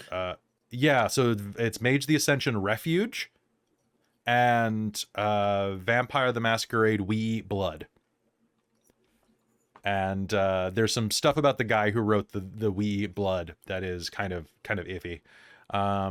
And Refuge is a really weird one because they make you go on a seeking in it, and you're playing someone who awakens during like the refugee crisis in Sweden. And it's a weird game, but it's one of those ones where I bought it like 10 years ago, and I just keep passing it down to my new phone. I still have the rock clock. Can I sidetrack for a moment and just say how good that vest looks on you? Oh, thank Right? you. Thank Like you. it looks fantastic. You look classy. Kel made You it got for the- me. No, nice. Good job. Also, Anissa has done an amazing job with Kal's stuff. Yeah, she thanks. I forgot to give her a shout out. She I didn't know Cal made that vest. Good for her. But she actually she didn't use a pattern for the the little mantle thing. And she made a little, because I was being weird, being like, do they have eyelets? How did they tie things? Oh, they just used string and fabric. Speaking of eyelets, a big thanks to Michael Ilott for doing our graphic design. That's beautiful. Also, a quick note, you may notice the character stuff. Tereza has a necklace on. So there is a chance that my necklace was a victim of mail theft a month ago. So I'm gonna get a necklace eventually, but yeah, a fun fact, I may have been stolen from mail wise. That's funny. It's Right? not funny, but it's a little funny. In my little town that I live. At least it was that item and not not my wigs. your wig. I love that you were like, oh, this is totally a crime-free area, Kelly. And it's like, Though, yoink. aside from It is. Besides that. aside from the trim on your dress, your purchased dress could have been stolen too. Yeah, that's true. Yeah. I know, not It even was porch almost pirates, unnecessary. petite. Someone came into, and don't know how, because there was no damage, opened the super boxes that are in residential areas. So they opened the mail, the giant mail super boxes. It was Bastien. People's mail. It was Yeah, absolutely Bastien. Bastion's gonna Can wear I your have my necklace next necklace? episode. Yeah, it was me. Bastien, give it back. And your dress. That's kind of funny. He just shows up and he's like, hey, it was me. It was me the whole time. All right, so folks, couple of things for you to know. I'm just gonna tell you real quick. A big thank you to Kelowna Kurd for joining the Wizards of the Patreon tier. I've got to move you up to that. Thank you so much for upgrading Kelowna Kurd. For those of you who want to support the channel directly and the cool things that we do and get some additional content early, head to patreon.com/dorktales, where you can directly help the stream in ways that Twitch does not help as much, and YouTube definitely does not help as much either. Although I love you watching it here. You can get your name listed at the end of episodes. You can hear little podcasts that we record and get a bunch of additional games early, like Alien Destroyer of Worlds, which is up right now. Episode 1 is, and then I'm going to drop episode 2 in a couple of days as a treat because it took me a little while longer to edit that than I thought. Other things that you should know is tomorrow, I'm not going to say what we're recording because every time I say I'm recording it for the past 2 months, we've had to cancel the game. So I'm doing a thing tomorrow night for the Patreon that I will be posting. Then we're back on Saturday night with the return of Mage the Ascension, the Victorian Age, as we go Murder on the Empress Express. Which reminds me, I still have to show Christine Murder on the Orient Express because I think she's read it, but I don't know if she's watched it. And then on Sunday, we've got a double tap where you get a little bit of D&D during the day with Planescape, Turn of Fortune's Wheel finally coming back. And then in the evening at 6 p.m., if you're a patron over on patreon.com/dorktales, you get an additional Mage the Ascension game in the form of Jen's Technocracy Zero Sum game, which I'm very excited about. It's gonna be good. Please We're don't back, burn the train down, baby. mages. We're back, baby. It reminds me I need to do all of my cooking on Saturday because I forgot that Sunday's a double tap and the next Sunday's a double tap too. So I gotta do all It my is, yeah. cooking. Anything that we want to talk about besides that before we hop back in? Vampires aren't real. All right, blah, blah, blah, blah, blah, blah. You're doing such Okay. a great job, Kelly, and everyone else is too, but like, this is so fun. Thank you. You can praise me later. All right. So without further ado, it's time for us to head back into Transylvania Chronicles here on Dork Tales. Hello and welcome back to the Transylvania Chronicles here on Dork Tales. As we resume, we cut to early spring, just past the 7th hour of night. Buddha and Pest are coming alive again with the quiet of winter. Daring traders arrive from the east and west, having braved the late winter storms. And after a tiring and uncomfortable journey, you all find yourselves arriving outside of the main gate of Pest. Clouds cover the sky, and the ground underfoot is soggy with chilly rain. The walls of Pest rise before you. Beyond, you can smell livestock, lime, and smoke that hang thick in the air. A pair of guards are outside of the gate, stepping forward to clothes. One of the guards looks at you and motions with his lantern and says, "If you wish to enter the city tonight, you'd best hurry. The gates is closing." So as we were walking up, I would like to activate one of my dual disciplines, Okay. the Ears of the Bat. So I'll spend Underneath that. Yeah, underneath. That's why she put up her veil, is just to even further get her face. You took like a combo discipline thing? I did take a combo discipline thing. Ooh. Speaking of, when Alëna puts the veil on and like puts her hair up under it, briefly you do see that she doesn't have ears, and then she pulls the cloth down over where she should have ears. Okay. So as you turn on, now what does Ears of the Bat do specifically besides give you the ability to hear real well? Ears of the Bat, she can see in pitch darkness. Then that sense extends 360 degrees around her, leaving no blind spots for would-be ambushers to exploit. Spend a point of blood, roll intelligence and medicine, difficulty 7. While manifesting the ears, character gains -3 difficulty on all hearing rolls and suffers a +1 difficulty to all social rolls with mortals, unless she takes steps to hide her ears. So that's where the veil Perfect. comes in. All right, so make me that roll. Yes, so it is intelligence and medicine. Okay, so 6 die.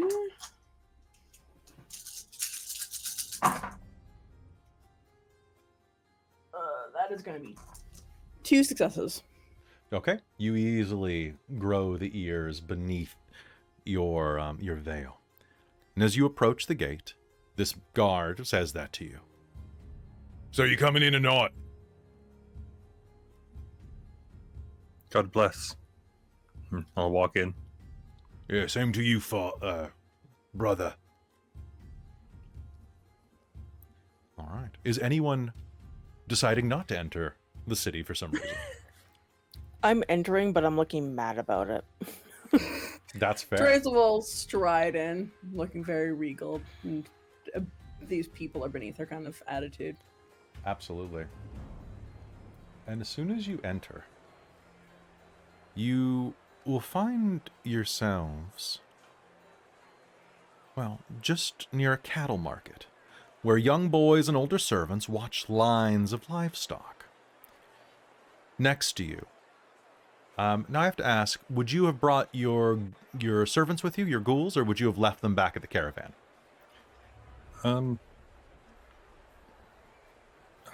Would have brought them in, but told them to go off on their own and stay out of trouble.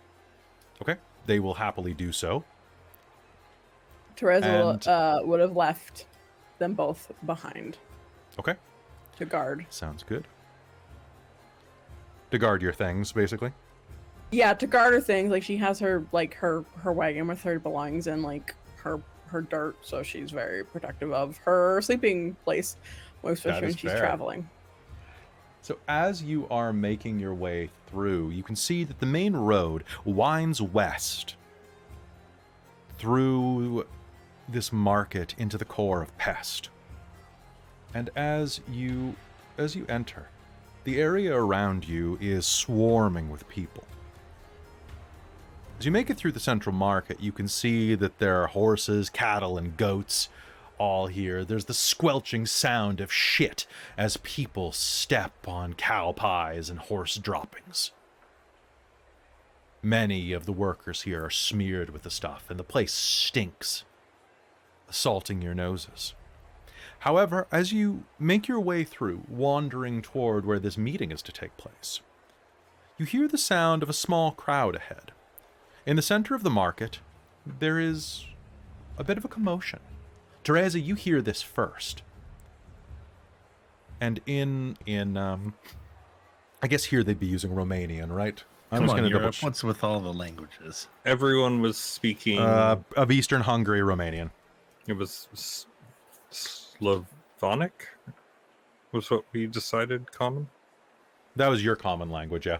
So in Yeah. the distance, you can hear someone calling out in Romanian. Come on, I have a great deal today. Everyone, gather round, gather round. You would require someone to do your cooking, your cleaning. I have for you here. And as you are making your way through, anyone who turns and looks will see that there is a large block that has been built, an auction block. And on it, a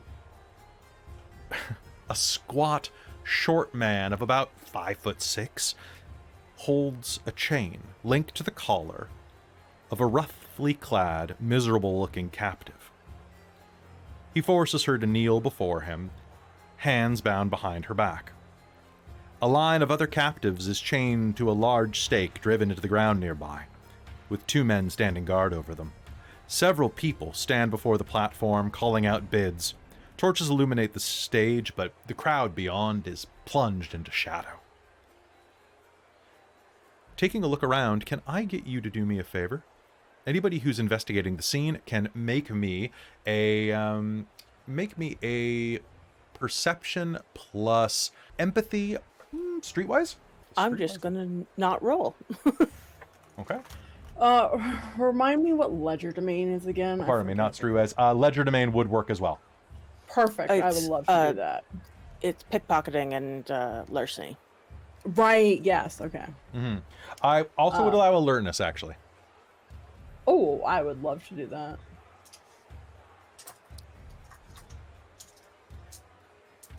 I think Alëna spares it a glance and nothing more. Okay.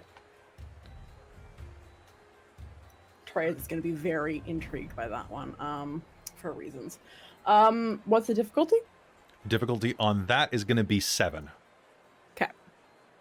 Oh, in that case, 1. 1? Though, yeah. 4. 1. And how many, Tereza? Unfortunately, with the one that I rolled, it's only going to be 2.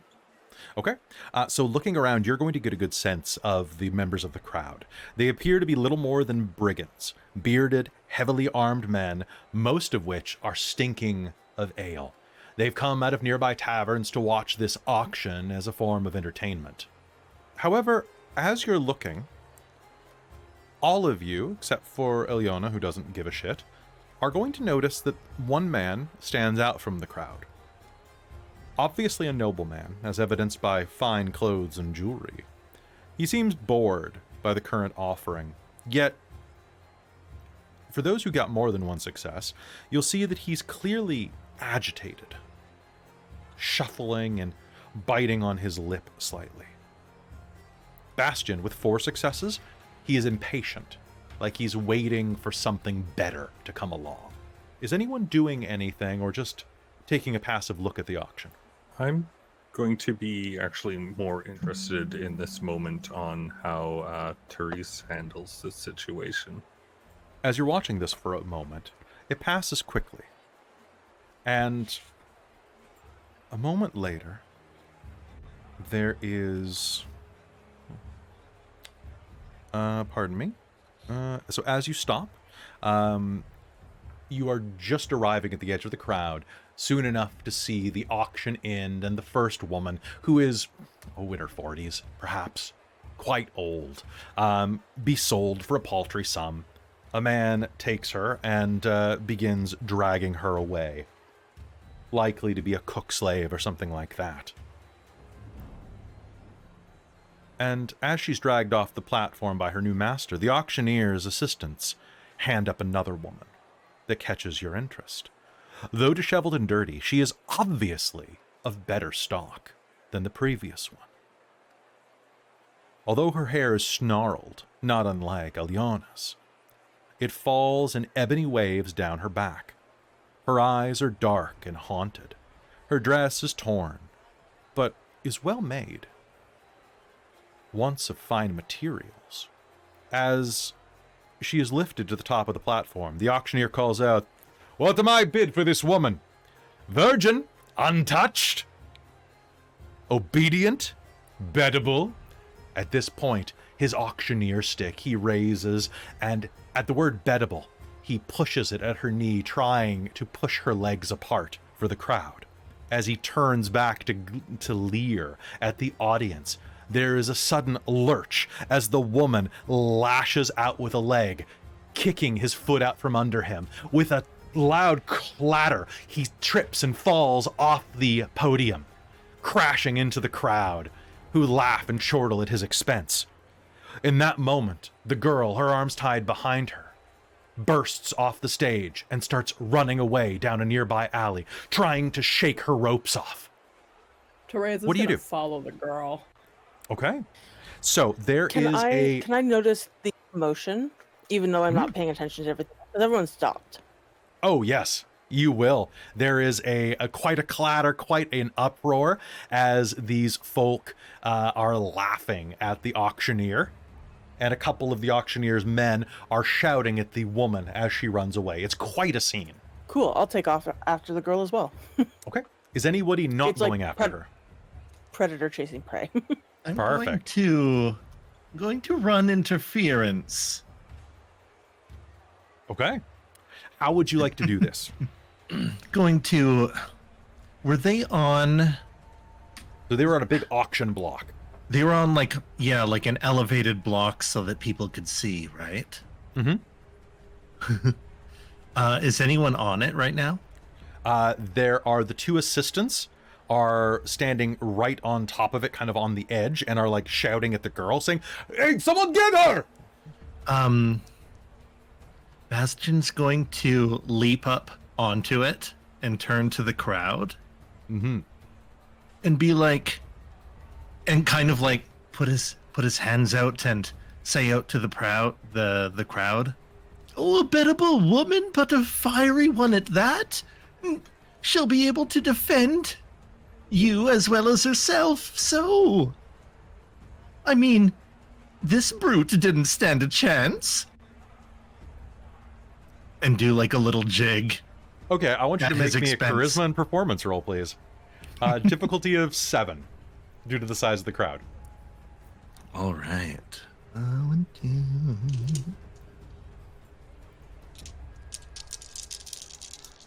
2. Ooh. I really need to get a specialty in this. It's only a few XP. 1, 2, 3. I got 3. 3 successes. The crowd is going to turn and chortle and laugh and start shoving the auctioneer around drunkenly. He tries to defend himself, but I'm going to spend a hurt them more for some fun. He tries to defend himself and shoves one of the brigands back. The brigand, this big, hairy lout, is going to stumble back and so, "Nobody pushes me, cunt!" Draws a blade and stabs him in the stomach.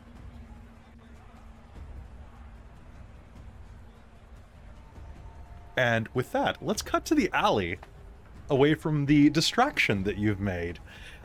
Running down the alley after her, Alëna and Tereza. You can. What are your dexterities? 3. Also 3. You rush down the alleyway, and this old woman is surprisingly fast. You are as fast as you imagine. The guards are being distracted as they see their boss has just been gutted behind them. If you choose so, you can run her down at the edge of the alley and get in front of her, blocking her exit. Mm-hmm. Yeah. Yeah. Absolutely. Okay. All right. You will skitter in front of her, and as you do so, she'll look at you with wide eyes, almost as feral as you, and say, "Let me go," she says in Romanian. Please, sanctuary. Yes, turn around. And because I have lingua franca, so I can do things. I can make my way in conversation. I can't do philosophical debates, but I can make my way. So in somewhat broken Romanian, Tereza is like, "I'm here to help. Give me your bonds. I will break them, and you will run." They will just catch me again. You're a lady. You have money?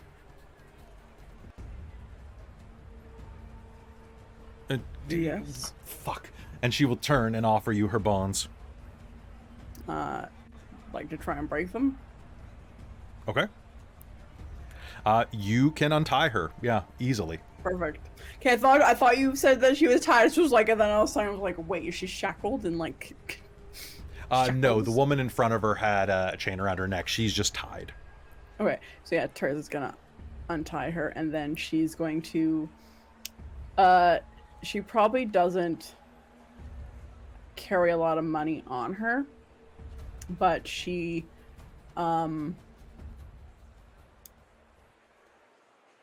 probably has like some very minimal rings on that she wears, so she will grab a very simple band and hand it to her. I don't have much than this on me at the moment. You need to run. And as you say that, a figure is going to step out of the shadows behind Alëna. It is the figure, the noble, that you saw standing and watching. Somehow he got in front of you and appears as if he was always there. Greetings. I see that this woman is in your possession. How much do you wish for her? There's no offer you could give me. I would be happy to give you a generous one, seeing as she does not belong to you. She does not belong to you either. She would have had she not fled her current owner. Isn't that unfortunate for you?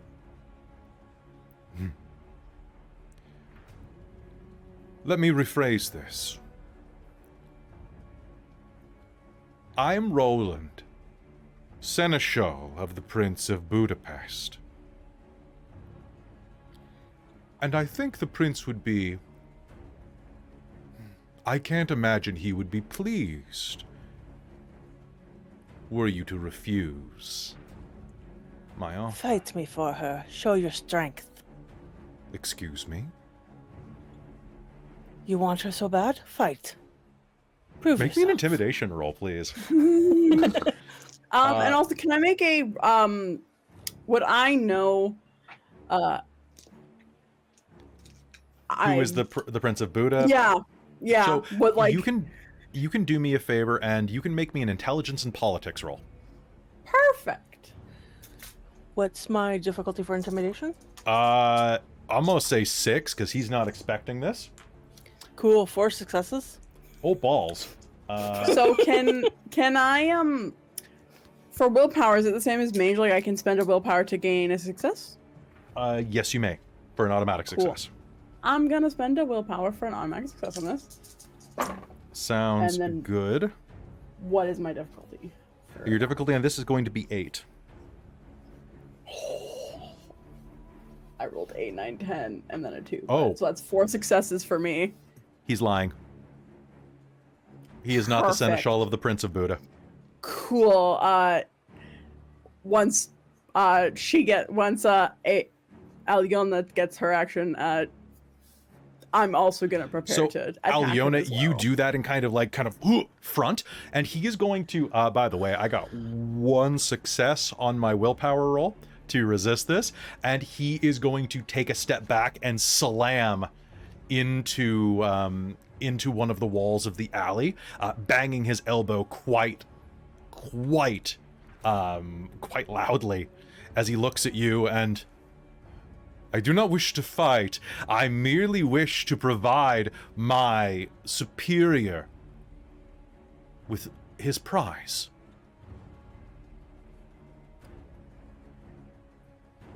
Be honest about your superior. You're lying through your teeth about the prince.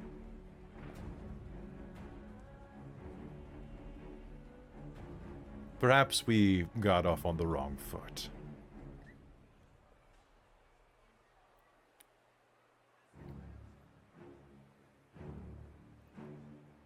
Well, I apologize for interrupting you. Perhaps we'll meet again. Goodbye. And he's going to vanish. Okay, he's a vampire. Okay, cool. I wanted to make sure about that. Otherwise, I was gonna snack on him. I wasn't gonna let him leave. Okay, well, let me actually roll to see if he gets away. So I, with vanish, I do have to roll against you. Let's find out. So vanish from the mind's eye.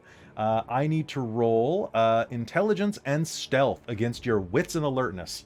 So all of you, both of you need to make wits and alertness. Rainald, are you standing at the edge of the alley watching? I'm actually was wanting to do something with the crowd as well, kind of Okay. help support I Kal. will cut back to you or in a moment. Bastien. Oh, no worries. I'm going to spend a hurt them more to buff his pool. So would this use hearing for this? It Partially? would not. Okay, cool. Just want to know if I'm reducing my difficulty because of the So it's use. difficulty of 6. And it's which of you has the highest pool? Because it's contested against the highest of your 2 pools. I have 7. Oh, I have 6. So you, Okay, Jen. so Jen, you are going to be the contestant. I wish this was in the wilderness because I rolled 3 10s. Oh, Oh my god, I'm That's re-rolling. 5 I'm- successes. Holy shit. Yes! I'm Go, spending a Jen! hurt the more to re-roll.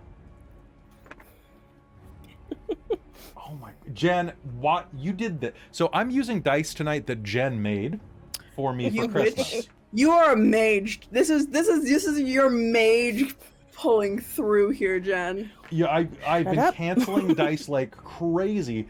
I've spent 3 hurt the mores to re-roll, and I fail. So he is going to go Amazing. goodbye, and for a moment is going to go translucent as the moonlight like beams through him, and then is going to re-solidify suddenly. Oh fuck. I don't want any trouble. Then leave. Now. He's going to take off running with his tail between his legs. And you are going to... knows, if Alëna knows one thing about cities, it's don't kill indiscriminately. You are powerful women. Yes. I would stay with you if you would have me. I fare better around other women than I would around the likes of that piece of shit. My name is Sherazina, and I am happy to meet your acquaintance. Lady Tereza Dinescu. My lady? She bows. Can I get both of you to make me a perception and empathy roll? I'll make a perception roll. Same. Don't forget that your pools are smaller if you don't have dots. Not on empathy. Not on talents. Oh, right. Yeah. It's 0, -1, minus... So this is going to be at a difficulty of 6 because this is something that will be blaringly obvious to a vampire. 3. She didn't react to him going ghostly. Yeah, okay, that's what I was figuring. By the way, Robin, you are new to Auspex, so I will say you can see if someone's a vampire with soul sight. Oh, okay. Cool. Okay. That's what been And this, he announced himself as the seneschal. Yes. And you got successes when you had rolled Politics. Yeah. politics. So in character, she would have known that that's kind of like the right-hand man. Yeah. The prince. Yeah. Right-hand. Yeah, but he was vampire. lying through his teeth. But he was about lying. that. Yeah. Cool. Okay, so yeah. Right. On that. I'm sure we could use a woman of your talents. I have many talents, my lady. And she bows deeply. Meanwhile, back at the square, there is a commotion as the crowd is throwing fists. A bit of a brawl has broken out, and several of the slaves have tried to escape, causing a bit of a ruckus. Rainald, what are you doing throughout this? Well, an innocent man just got stabbed, causing this huge fight. And you said there's a commotion and the slaves are getting away? A couple of the slaves, yes. There's that's a couple- terrible.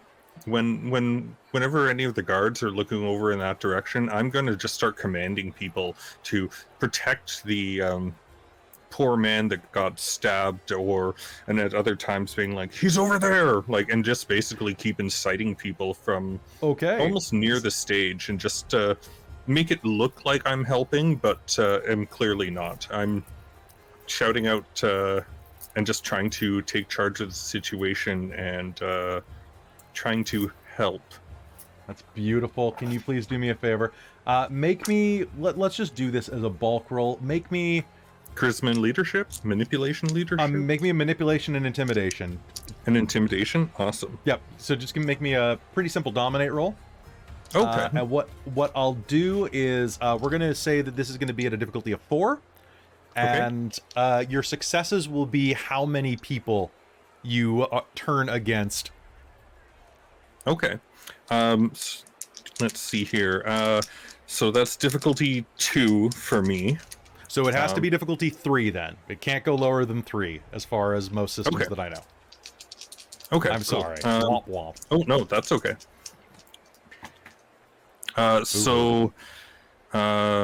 Unfortunately, my pool for that isn't the greatest, but that's 3 successes, so... Okay. And you don't have to throw willpower in there.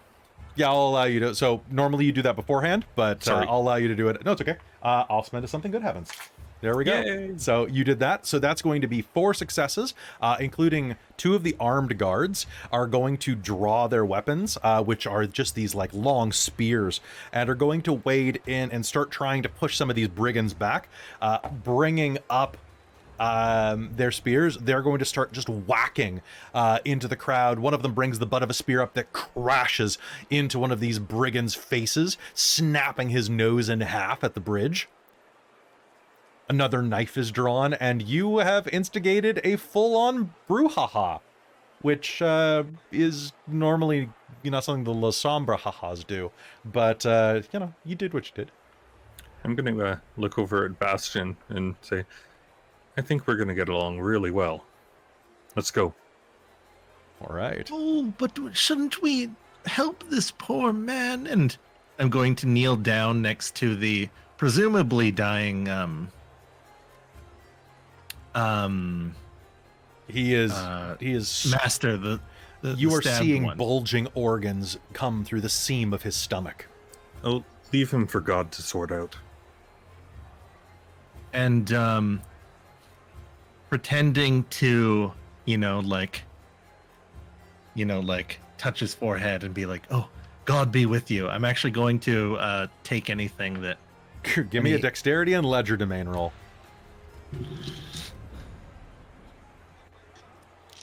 Poor wealthy slave master. Oh boy. Oh, what's the difficulty?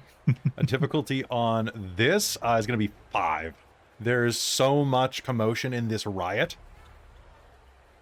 Okay, well, that's 5 successes then. Okay, you are going to get a hunting knife. You are going to get a ring of keys for all of the slaves that are collared. You are going to get a purse full of coins that you'll have to count later, as well as a silver crucifix that he was wearing around his throat. Alternatively, you can also steal his shoes. How nice are his shoes? They are actually buckskin. They're buckskin ankle shoes. So keys, knife, coin bag, You think the shoes and could a fit crucifix? you? Yeah. Mm, Would you want to steal his Jordans? Instead of... No, you can steal all of them. Oh, I'm yeah, saying let's you do can it all. steal the Jordans as well. You got 5 successes. Jordans. Am I witnessing this? Yes. Yeah, okay, just make sure. Oh God. Oh, what a generous soul. Donating to the less fortunate. All right. So, what I would like right now is, can you please do me a favor? What's your humanity at, Bastien? My humanity is at 6. Cool. All right. Make me a conscience roll. Difficulty 8. Oh, pardon me. No, not difficulty 8. It's difficulty 6 plus the steps away. Theft is a 6. So roll me difficulty 6. And I roll my conscience or my You roll road you of roll humanity? You roll your conscience.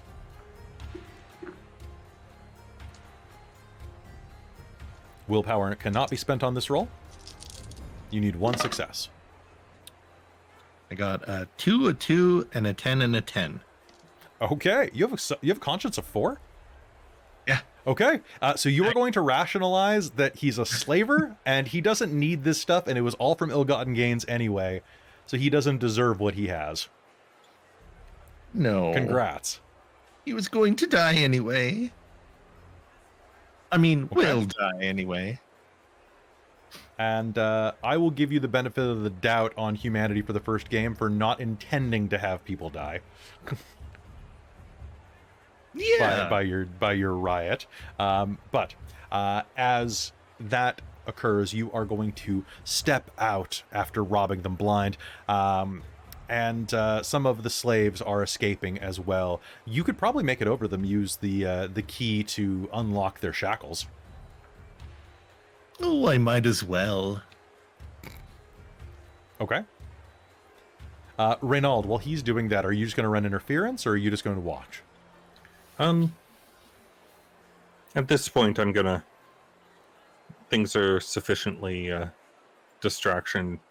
I think I'll just get in the way, so I will Okay. stand back and you know what? Maybe I'll start calling for the guards. Sure. Get the proper authorities here to deal with this situation that they should have been on top of the whole time. Sounds good. A couple of guards are going to rush over to aid as you call out to them. And Bastien, you're going to quickly unlock 1, 2, 3 callers. And you'll hear, bless you, from a heavily accented, I think, maybe Germanic voice? This man with a big brilly beard. Blaze. I'm gonna toss him the bag of coins. He smiles at you toothlessly from basically a jack-o'-lantern smile. He has a large scar bisecting his lips, where it looks like he probably took an axe to the face at one point.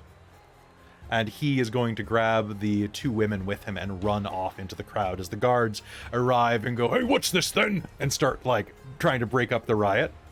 And as they do that, you are going to see the 3 women that you were traveling with, well, the 2 and plus, are going to emerge from the alley.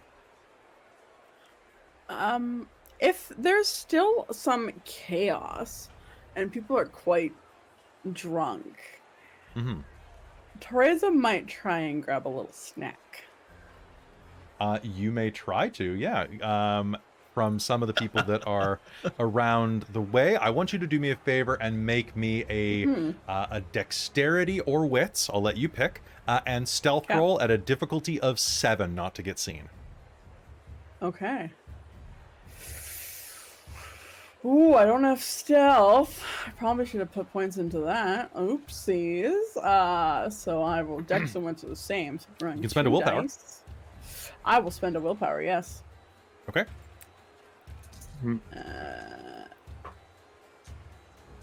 What you need to do is use vicissitude to install suckers on your fingers. Oh, what? That's amazing. There's an Abyss mysticism ritual where you can use Arms of Ahriman to feed through the, like, just with a tentacle. Oh, that's beautiful. It's great. Amazing. What is my difficulty, did you say? Difficulty 7. Okay, that's gonna be 1 success. From One the success? willpower, thank God. So you are going to see a drunk is going to stumble toward the edge of the alley as you're emerging, having been stabbed in the upper chest with a spear. Actually, taking a look at him, he isn't stabbed in the chest. He was stabbed in the back, right next to the shoulder blade, and it's jutted out the front of his shirt. He's lurching toward the alley and stumbles right up next to you. You can kind of grab him and push him into the shadows. And feed Yeah, if she's you'd like. she's definitely gonna do that. Okay, how much are you going to drink? I was reading on the So, document. new you can vampire do- player. Yeah. A normal human can basically assume that every level you drink is a point of lethal damage you inflict. Okay. I'm gonna take the 3 points that I was missing. The 3 points you were missing. That Yep. sounds great. Welcome. So you are going to bury your teeth in his neck and drink him down. And as you pull your fangs out, you notice the size of the stain on his back. Ooh. And he collapses onto the ground, pale and dead. Can you please do me a favor and make me a conscience roll at a difficulty of, what's your humanity? 6. Okay, cool. At a difficulty of 7, please. Okay. The first kill of the game, first murder of the game. Whoopsies. So this is going to count as accidental or impassioned killing.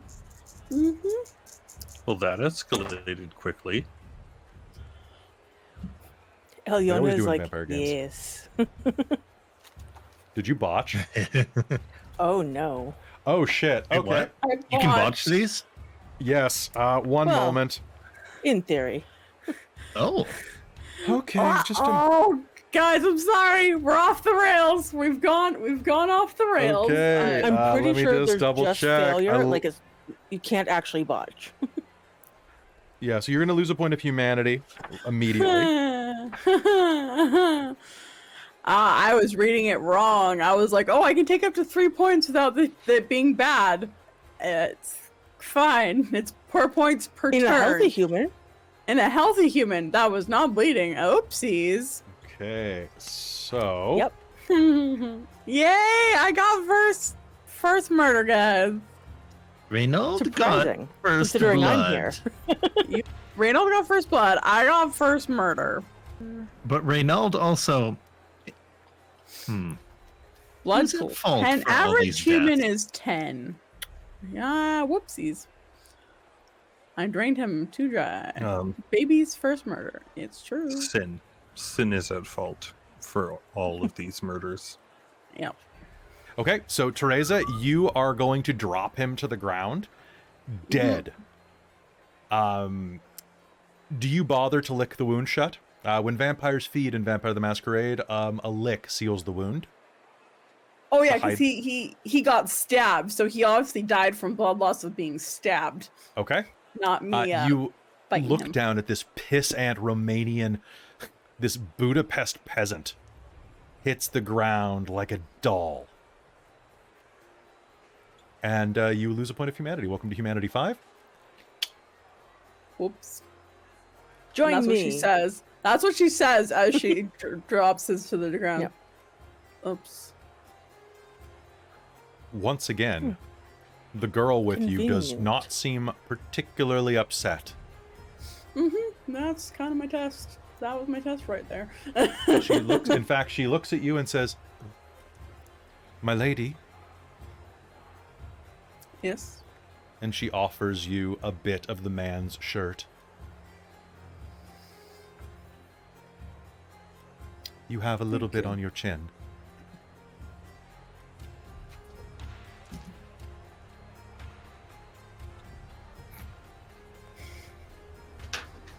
And as that occurs, you are going to see Rainald standing nearby, looking in your direction. Bastien trollops over from around the corner.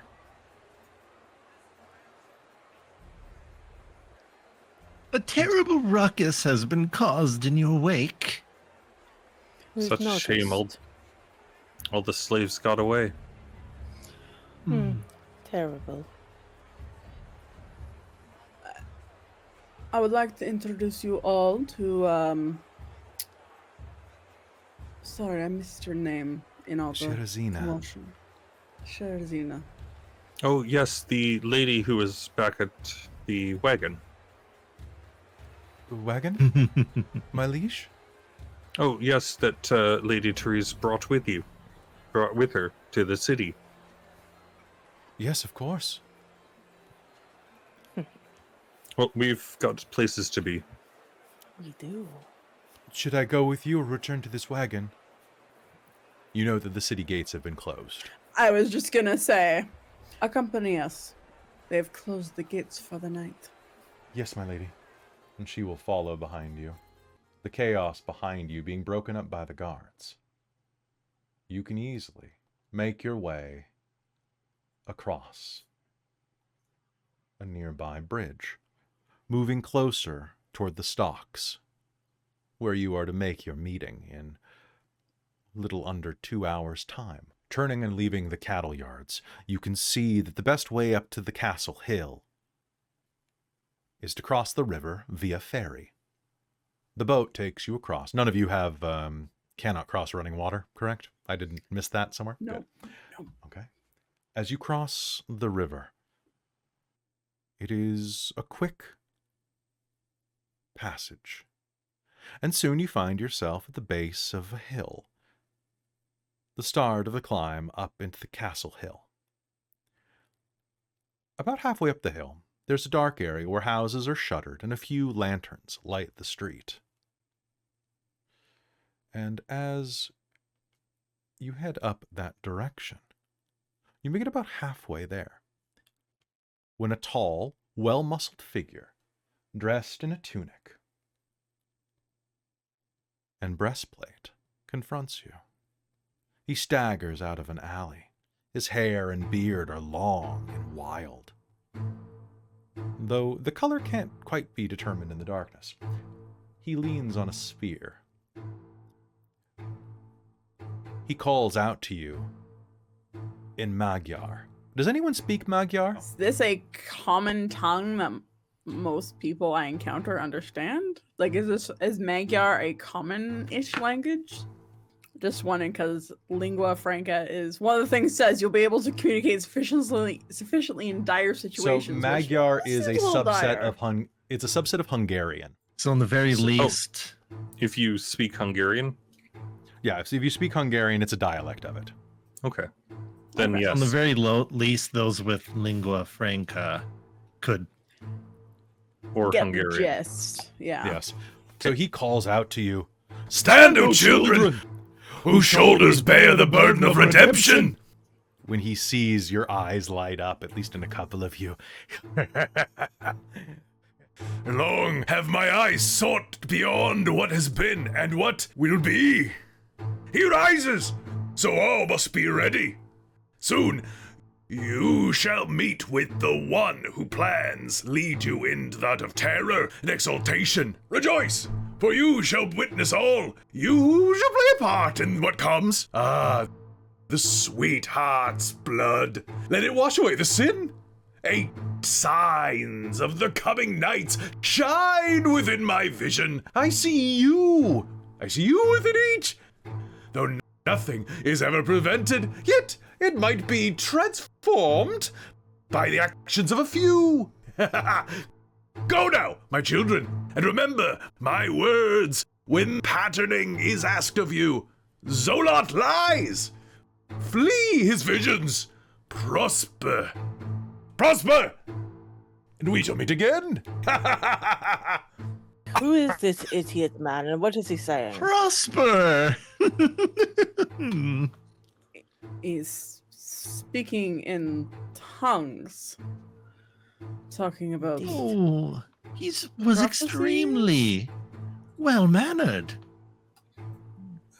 He's an idiot. Are you just Oh. pushing past him? yeah. Oh, I'm Yona will gonna- just keep going. I'm going to shake his hand. Or try to shake his hand. And just say, well met, Prosper to you as well. Go with God. I thank need you. not your god. I am here against the gods that seek to rise again. The false ones. What were the 8 signs? What are they? You see them when they come. They will reveal themselves to you. Remember only that Zolot lies. Zolot being anybody with any politics at all will know that Zolot is another name for Solot, progenitor of the Salubri. And just to give you guys a real sense of things, I'm going to show you this guy's picture so that you know what is... So this is the guy. That's exactly is- how I pictured him. Fucking That's amazing. fantastic. So he looks like kind of like Dr. Eggman. The 8 signs, you say. Now, Alëna, you press onward, and as you do, Tereza, you have ears of the bad up still. This man is way too loud for you. You do not want to be anywhere near Yep. him. Yep. But you and Alëna are definitely going to notice that there are people beginning to assemble here. A crowd of people carrying torches begin moving from nearby alleyways and move toward this scene. What do you all do? Keep going. Nope, Okay. Crowds are not my thing. After saying my words and thanking this man who is so obviously touched by God, What's I will try to keep those words to heart and get GTFO. what's Okay. his vibe? His vibe is crazy in a way that's even crazier than you would imagine. But why don't you give me a perception and empathy roll? All right. What difficulty? Difficulty of 6. I really need to get some specialties rolling here You do. because I didn't start with anything over 3. I have one thing that's over 3. I have several. Nice. 1, 2, 3. 3. Okay. As you are looking at him, the crowd nears and says to him, many of them repeating this in unison. My Lord Havner, Holy One, we are here. What is your will? What is your will? What is your will? And he looks lost for a moment. Wipes a bit of bloody drool off of his chin and points a dirty finger in your direction, Bastien. And begins intoning in Latin. Do you speak Latin, Bastien? I sure do. He is intoning the prayer for the dead. And as he does that, you get the notice that eyes are beginning to turn toward you.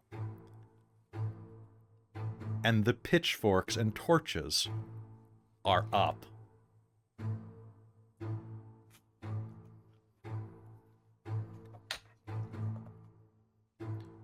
Anyone who's hearing this or comes from a Hungarian Magyar background or has Hearth Wisdom or Occult may attempt to make me an Intelligence and Hearth Wisdom or Occult roll. If you are Magyar, then your difficulty is 6. Otherwise, it is difficulty 8. Cool. Does this have anything to do with vampires specifically? Or like vampiric history? No. This has to do with Okay, religious things. I'm going to make an So it occult roll. was And- intelligence? Intelligence and Occult or Hearth Wisdom. Okay. I'm going to make a occult roll, which reduces the difficulty down to 6, because I have ability aptitude, and that will be 5 successes. Holy crap. So the crowd, everybody else, what'd you get? 2? Okay, you're going to get this? 2 I and 9 can't and roll 10. this. Okay, I don't dabble in the occult. this is true. And what'd you get, Alëna? 0. Okay, so Tereza and Rainald, you are going to immediately clue into the name Havnor. It is the name of the ancient Magyar god of thunder and lightning. However, you also have enough successes to know that it is also the name that is not his only domain. He is also the patron of prophecy. They think that he's a god of prophecy. This person has wrapped this mob around his finger. Tereza's gonna look back. Can I activate or use my aspects of the soul Yeah, please. soul reading? Absolutely. Do.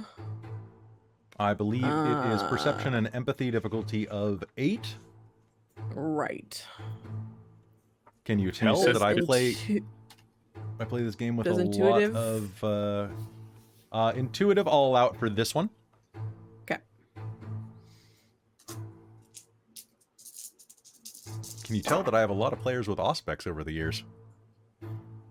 Difficulty of 8. That's 2 successes. I rolled 2 8s. 2 successes. Looking at him, you are going to see a few colors, all of them pale, indicating that he is likely a vampire.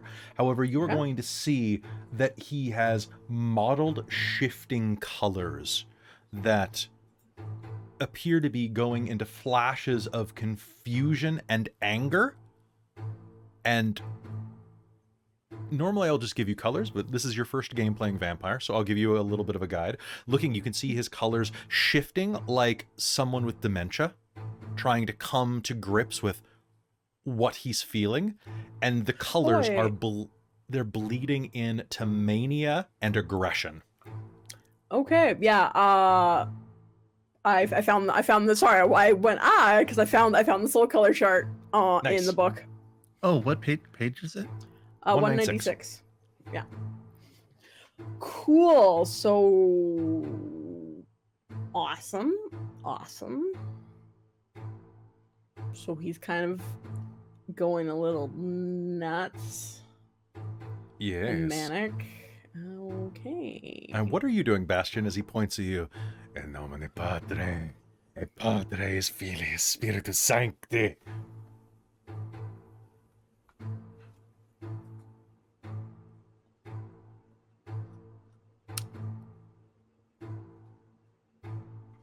I'm just gonna look around and see the feel, get the feel of the mob. Time to go, Bastion. I'm going to, not knowing what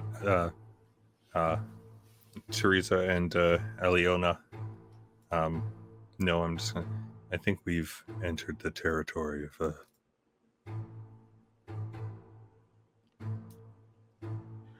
Oh, come now. One of Certainly us. we can get along. I think it's best we leave. Show the agents of evil the fires of justice. He says, and juts a finger at you. The mob turns to you with torches brandished, Bastien.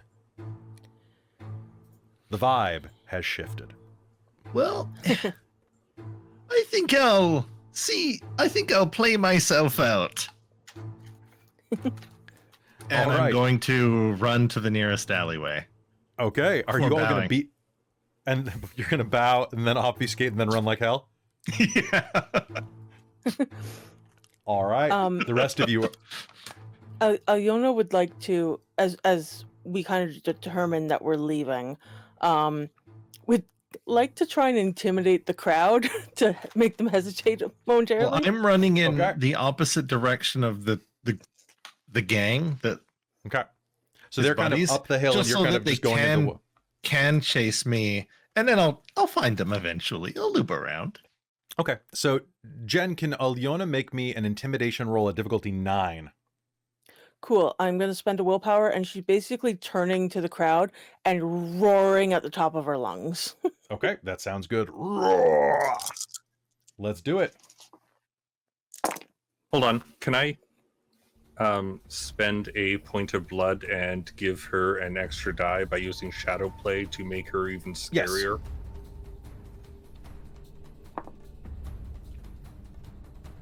So, Jen, you can take an extra die. Yeah, I already did. And I didn't need it. It didn't help me, but I got 3 successes at difficulty 9. Holy crap. Okay, I rolled so a 9 and you, 10 and had my auto. you are going to roar at the crowd, and they are going to take a step back, giving you an extra round to escape. Cool. Then grab the others and book it. There are enough of them here that you don't want this fight. Let me just put it that way. No, she's recognized that. She's like, Perfect. no. Okay. This is a death sentence. Bastien, you vanish at the edge of the alley, and as you rush back up the side of the castle hill, you will soon find yourselves up in the castle district. There are a couple of guards at the gate, but given the way that Tereza's dressed and that you have a priest with you, there's no problem getting in. Bastien, do you meet up with them before you before they go through the gate? Does it look like they're waiting for me, or are they just going? I don't know. What are you guys doing? If I it think- looks like we're safe, Yeah. I might. I'll Especially just at a keep gate, look. I feel like, yeah, we should look If- out if and go it through is- together. If it's starting to get more threatening, sorry, Bastien. Yeah. So If you they're ru- waiting, I'll catch up to them. Okay, so you'll make it through the gate altogether then.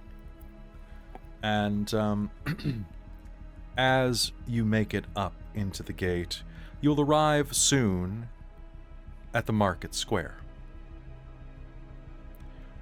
As you are looking around, can I get... I'm going to spend something good happens for you, and I'm going to say, can I get Tereza and Bastien to both make me a perception plus empathy roll. Man, I need to buy a dot of empathy is what I'm hearing. Yep.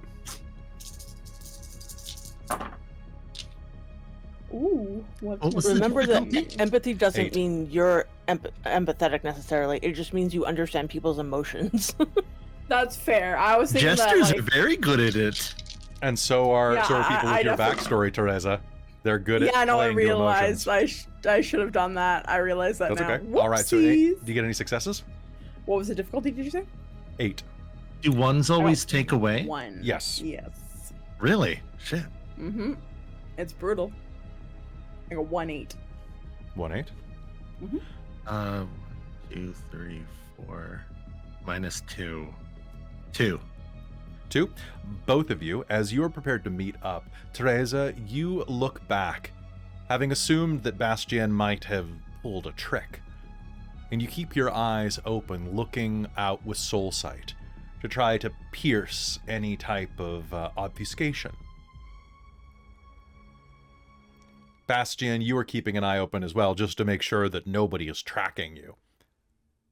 And as you do, both of you are going to see the noble from the market, who called himself Roland, following you at a distance. As he notices you notice him, he turns and runs. And basically, you two are going to look at each other as you notice him, and he is going to run downhill away from you. He is going to be a problem. Who's that gentleman? Where? That noble at who? Roland was following us, Alëna. Oh, he probably Kelly. finds you very interesting. She wanted Yes, to Chris. buy Uh, Less. us. Since I've kind of been around the area and have some politics, do I know who Roland is? Go ahead and make me a politics and intelligence roll. He wanted to buy our wonderful Does new companion. a specialty in thorough count? If you would be thorough about politics, sure. I don't think so. So 2. Okay. 2. You know that Roland, let me just pull him out real quick. Roland is the child of Otto. He is a Ventru and known as the Master of Slaves. He is responsible for doing the criminal necessities required of his occupation, and he is a degenerate and a lackey of his clan. Roland, Yes. the master of slaves in the city. One of the Ventru.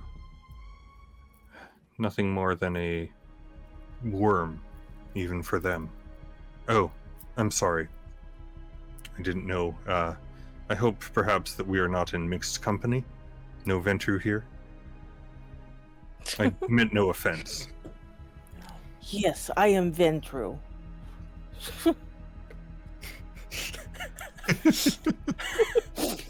I think Tereza's gonna actually, for the first time of this stoic woman that you've seen from her, I think at that she's gonna not like laugh like I did, but you're gonna see a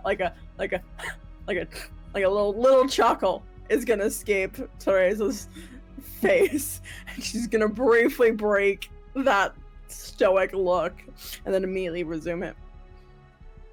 I am It was obvious from the start. La Sombra. I thought your name was Rainald. Clan La Sombra. Tereza will then flick back her hair to reveal her bat ears, and then you'll see that this is probably a very silly thing to do at this point, but she's gonna do it to prove it anyway. You'll see that she'll just grab her ear and she'll shrink it, she'll push it back and push the other one back, Not the gangrel then. As Alëna takes off her veil and is like, yours. I'm assuming you're doing this kind of like near an alleyway away from the gate. Yeah. Yes, Okay, cool. not right in the middle of the center. Guards are just like, Let's just break the masquerade right now. Masquerade First doesn't step, exist. guys. The Masquerade It doesn't doesn't? really exist in this era. It's a wild Still a old good west. idea. It's still a good idea. Yeah, it's still good. Don't shit where you eat or drink. Yeah. So, do you think we can take this worm? The next time I see him, I'm going to kill him. He's following us, and I feel like if we're not careful, we'll be first. Oh, he looked mostly harmless. Probably interested in why he we're wants- here. No, he wants her. For some reason. Whatever the reason. What is the reason, my dear? My brother is he's like you. Go ahead. He is a voivode. Like yourself. He likely means to use me. Against him.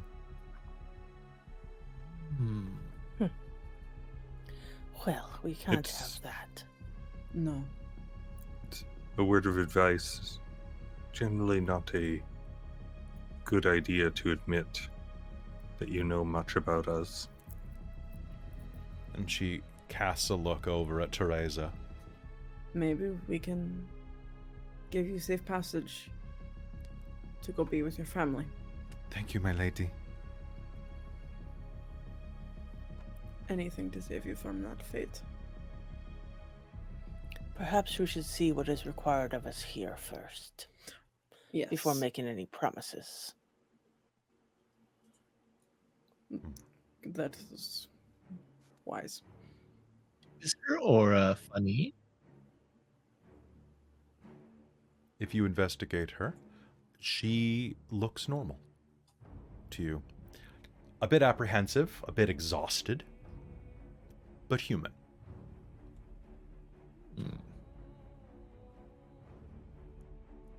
And Bastien, as you look at her, you see a soft glow similar to the glow around your allies, much slighter.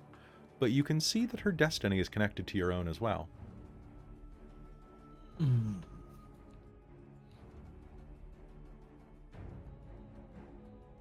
I like you. Thank you, I like you as well. Should What we time go? is it? You will hear a church bell ring. 9. You should get going. Been an eventful evening and it's just begun. Yes. I feel it's about to get much more interesting. You make your way through the gates.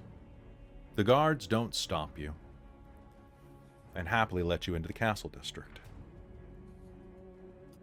As you arrive at the market square, the stocks are easy to find. And after milling about for a few minutes, in the dark, a man carrying a lantern approaches you from a nearby alleyway. This, you will recognize, Rainald, is Hadel. Hadel is a servant that has served your sire for many years.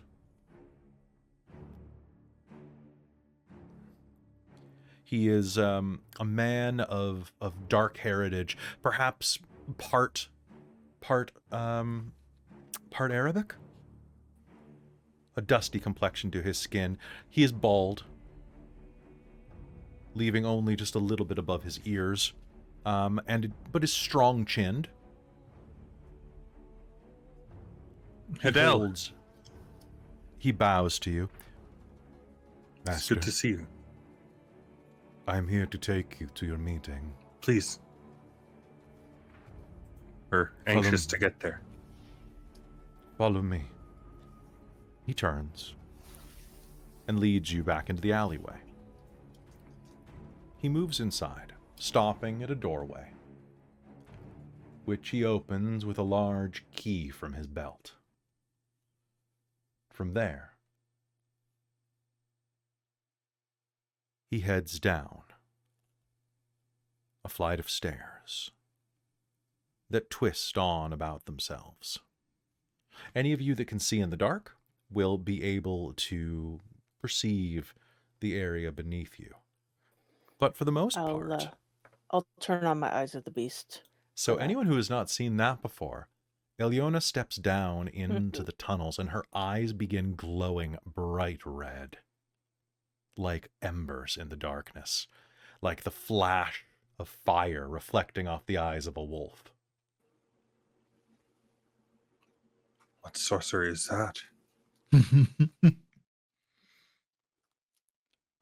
Actually, this is great. All of you can see in the dark, I just realized. This is wonderful. Auspex can do that? Well, there is a light source, so you definitely can see as in the long dark. as there's a little light. It's just like a cat, basically, right? Oh, that's amazing.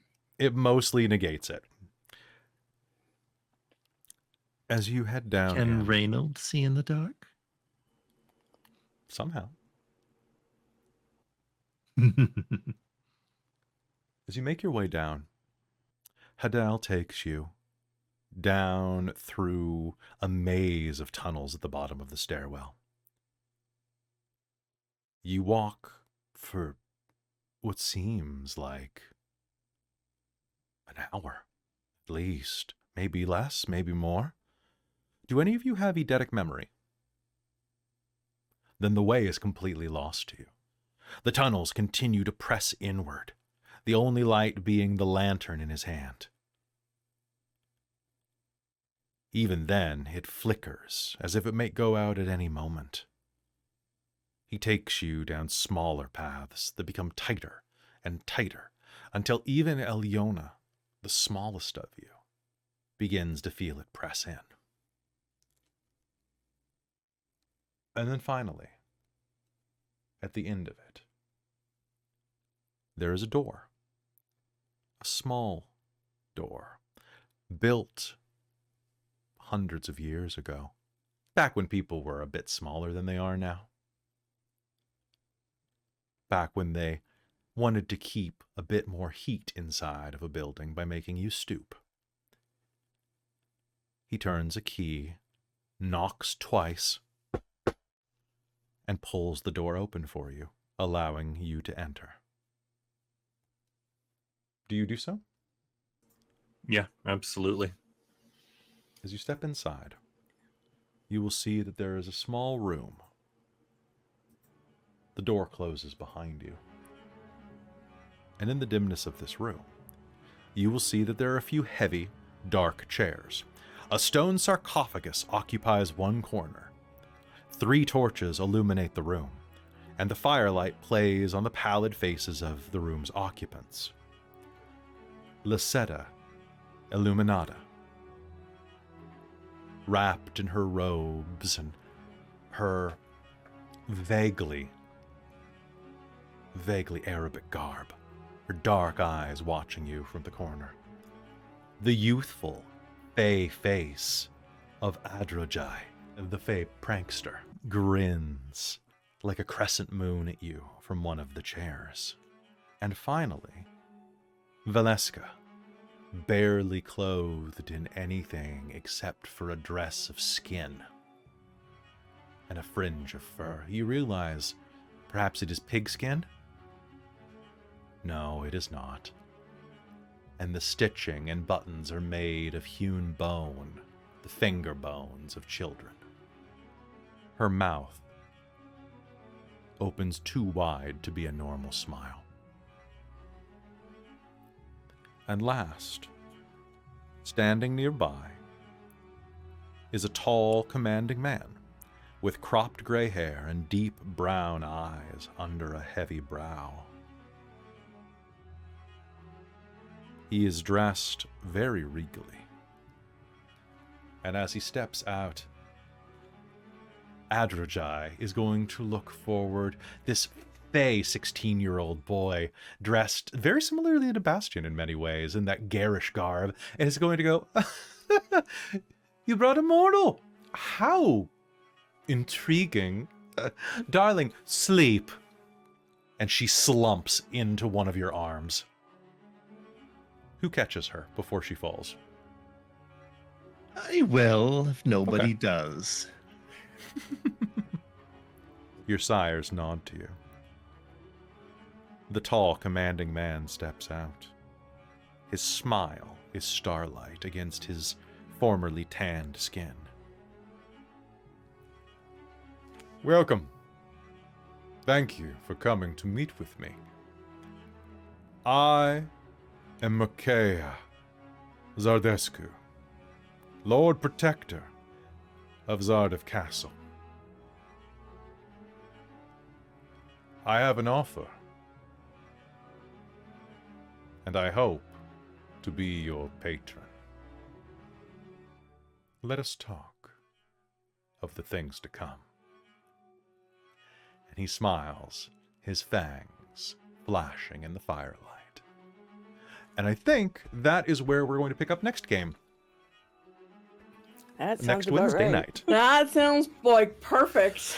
All right. You guys did it. You I made did a it murder, there. And guys. you did a murder. So I'm going to show you real quick. Because And I've you got the felt book. bad about it. No, I didn't. No, I lost Well, humanity. Enough that That's you true. lost humanity. No, if you lose humanity, you justify it, and No, you're you- like, no, it was yeah, you the become only thing more I had to do. monstrous.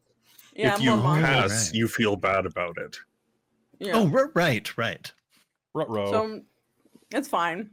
It's fine. While Only you're my doing humanity. stuff, I'm just going to explain the So that's lovely Adrojai. fast change. Oh my gosh. So I just have- Look I at just have that linen. beautiful, beautiful man. Beautiful man. Doesn't look a He day looks like- over Very nice. 16. He isn't. Well, I mean, technically. That was great, Jen. Yeah. That was great, Jen. Basically Good it. quick change. Yep. It's One of the comments and literally, I just used a hairband behind my head. yeah, It's great. Yay someone for was like, streaming. how did you Right. change outfits so fast? I know. It's great. All right, so folks, congratulations on surviving the first episode of the Transylvania Chronicles. How'd you guys enjoy it? Was it good? Yeah, I'm So good. So good. looking forward to seeing how this develops. That We was just, interesting in clicked lots of into different character, ways. and it was great. Yeah. Yeah, everything kind of presses in, and everything kind of has a meaning to it, which is really good. These are very dense things, and we made it 5 pages. We made it 5 pages, guys. Yes. We did it. We're finally in Act 3. We made it to chapter 3, scene 3, to scene 3. I love. I was like, Act 3? Jesus. Yeah, it's over. I really enjoyed, and I really have to say this, how standoffish but also social and like involved all the characters were. Like, Yeah, like Good job not you guys, being that coterie. exactly right. And you three rocked that. Like Kal, you did the creepy and the like getting involved. Oh, sometimes when you looked at the camera, I like it's almost terrifying. shivered. And like Jen, or I almost said Alëna, like the being that like independent, like fiercely like wild person, but also like finding ways to go along that seemed natural to the character. And Robin, Yeah. I know you lost some humanity, but the humanizing touch, even though you're trying to be this like the character is trying to be this stoic, like I'm better than you, like thing. It was just I'm really excited to continue playing with these characters. This is fantastic. And I love Rainald, and you're hitting that great like social but creepy La Sombra vibe that I just Yep. adore.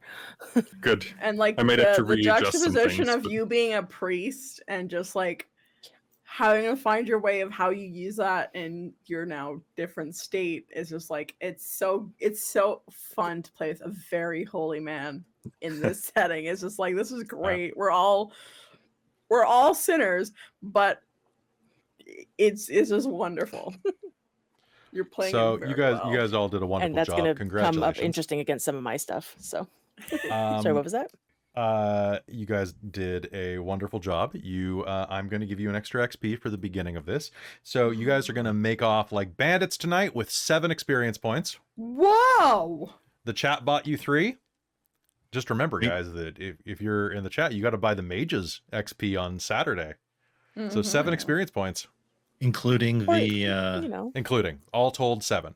I gave you 4, they gave you 3. And we had 6? Holy moly. Yeah. Just Yeah. from the session 0. Also, you can buy for 0 sum if you just declare it. Yeah. True. Yep. So, we will be back every Wednesday, basically. We're taking a brief hiatus in February, but I think we're here for 3 or 4 sessions before that. So we'll definitely be getting into some trouble next episode. So I hope you join us for that. And I hope you keep enjoying Vampire the Masquerade, Transylvania Chronicles. This is a very interesting book that's going to take, well, a very interesting set of books that's going to take us down 800 years of darkness. And I am very excited for that. If you're a fan, consider giving us a sub, giving us a follow, depending on if you're watching on YouTube or Twitch. And if you want to see a lot more content, we got a ton of stuff over on our Patreon. You can go to visit it at patreon.com/dorktales and join the likes of some amazing patrons that I'm going to read out in a second. But before I do that, I just also wanted to remind everybody, did anybody here who is low on willpower fulfill their nature as far as you could see? I caused a riot. Or Okay, helped take a willpower incite a point. riot. Oh, I was wondering. We also had there's 2 bought from the yeah. chat. Yeah. Oh, okay. I'm down 1, and then I think Okay. Jen's down 1. I was down You could 1. I don't know if okay, anyone you else could- was. You can split it. Bastien, are you down any willpower? I don't think so. Okay. Then everybody's Just the maxed. blood from waking up, I think. Just the blood from waking up, and that'll be refilled because you're about to have a party. Yay. Oh, you made it All have right. to murder someone? Oops. Oops. You know, you never Oops. have to. It's always optional. I was Yeah. thirsty.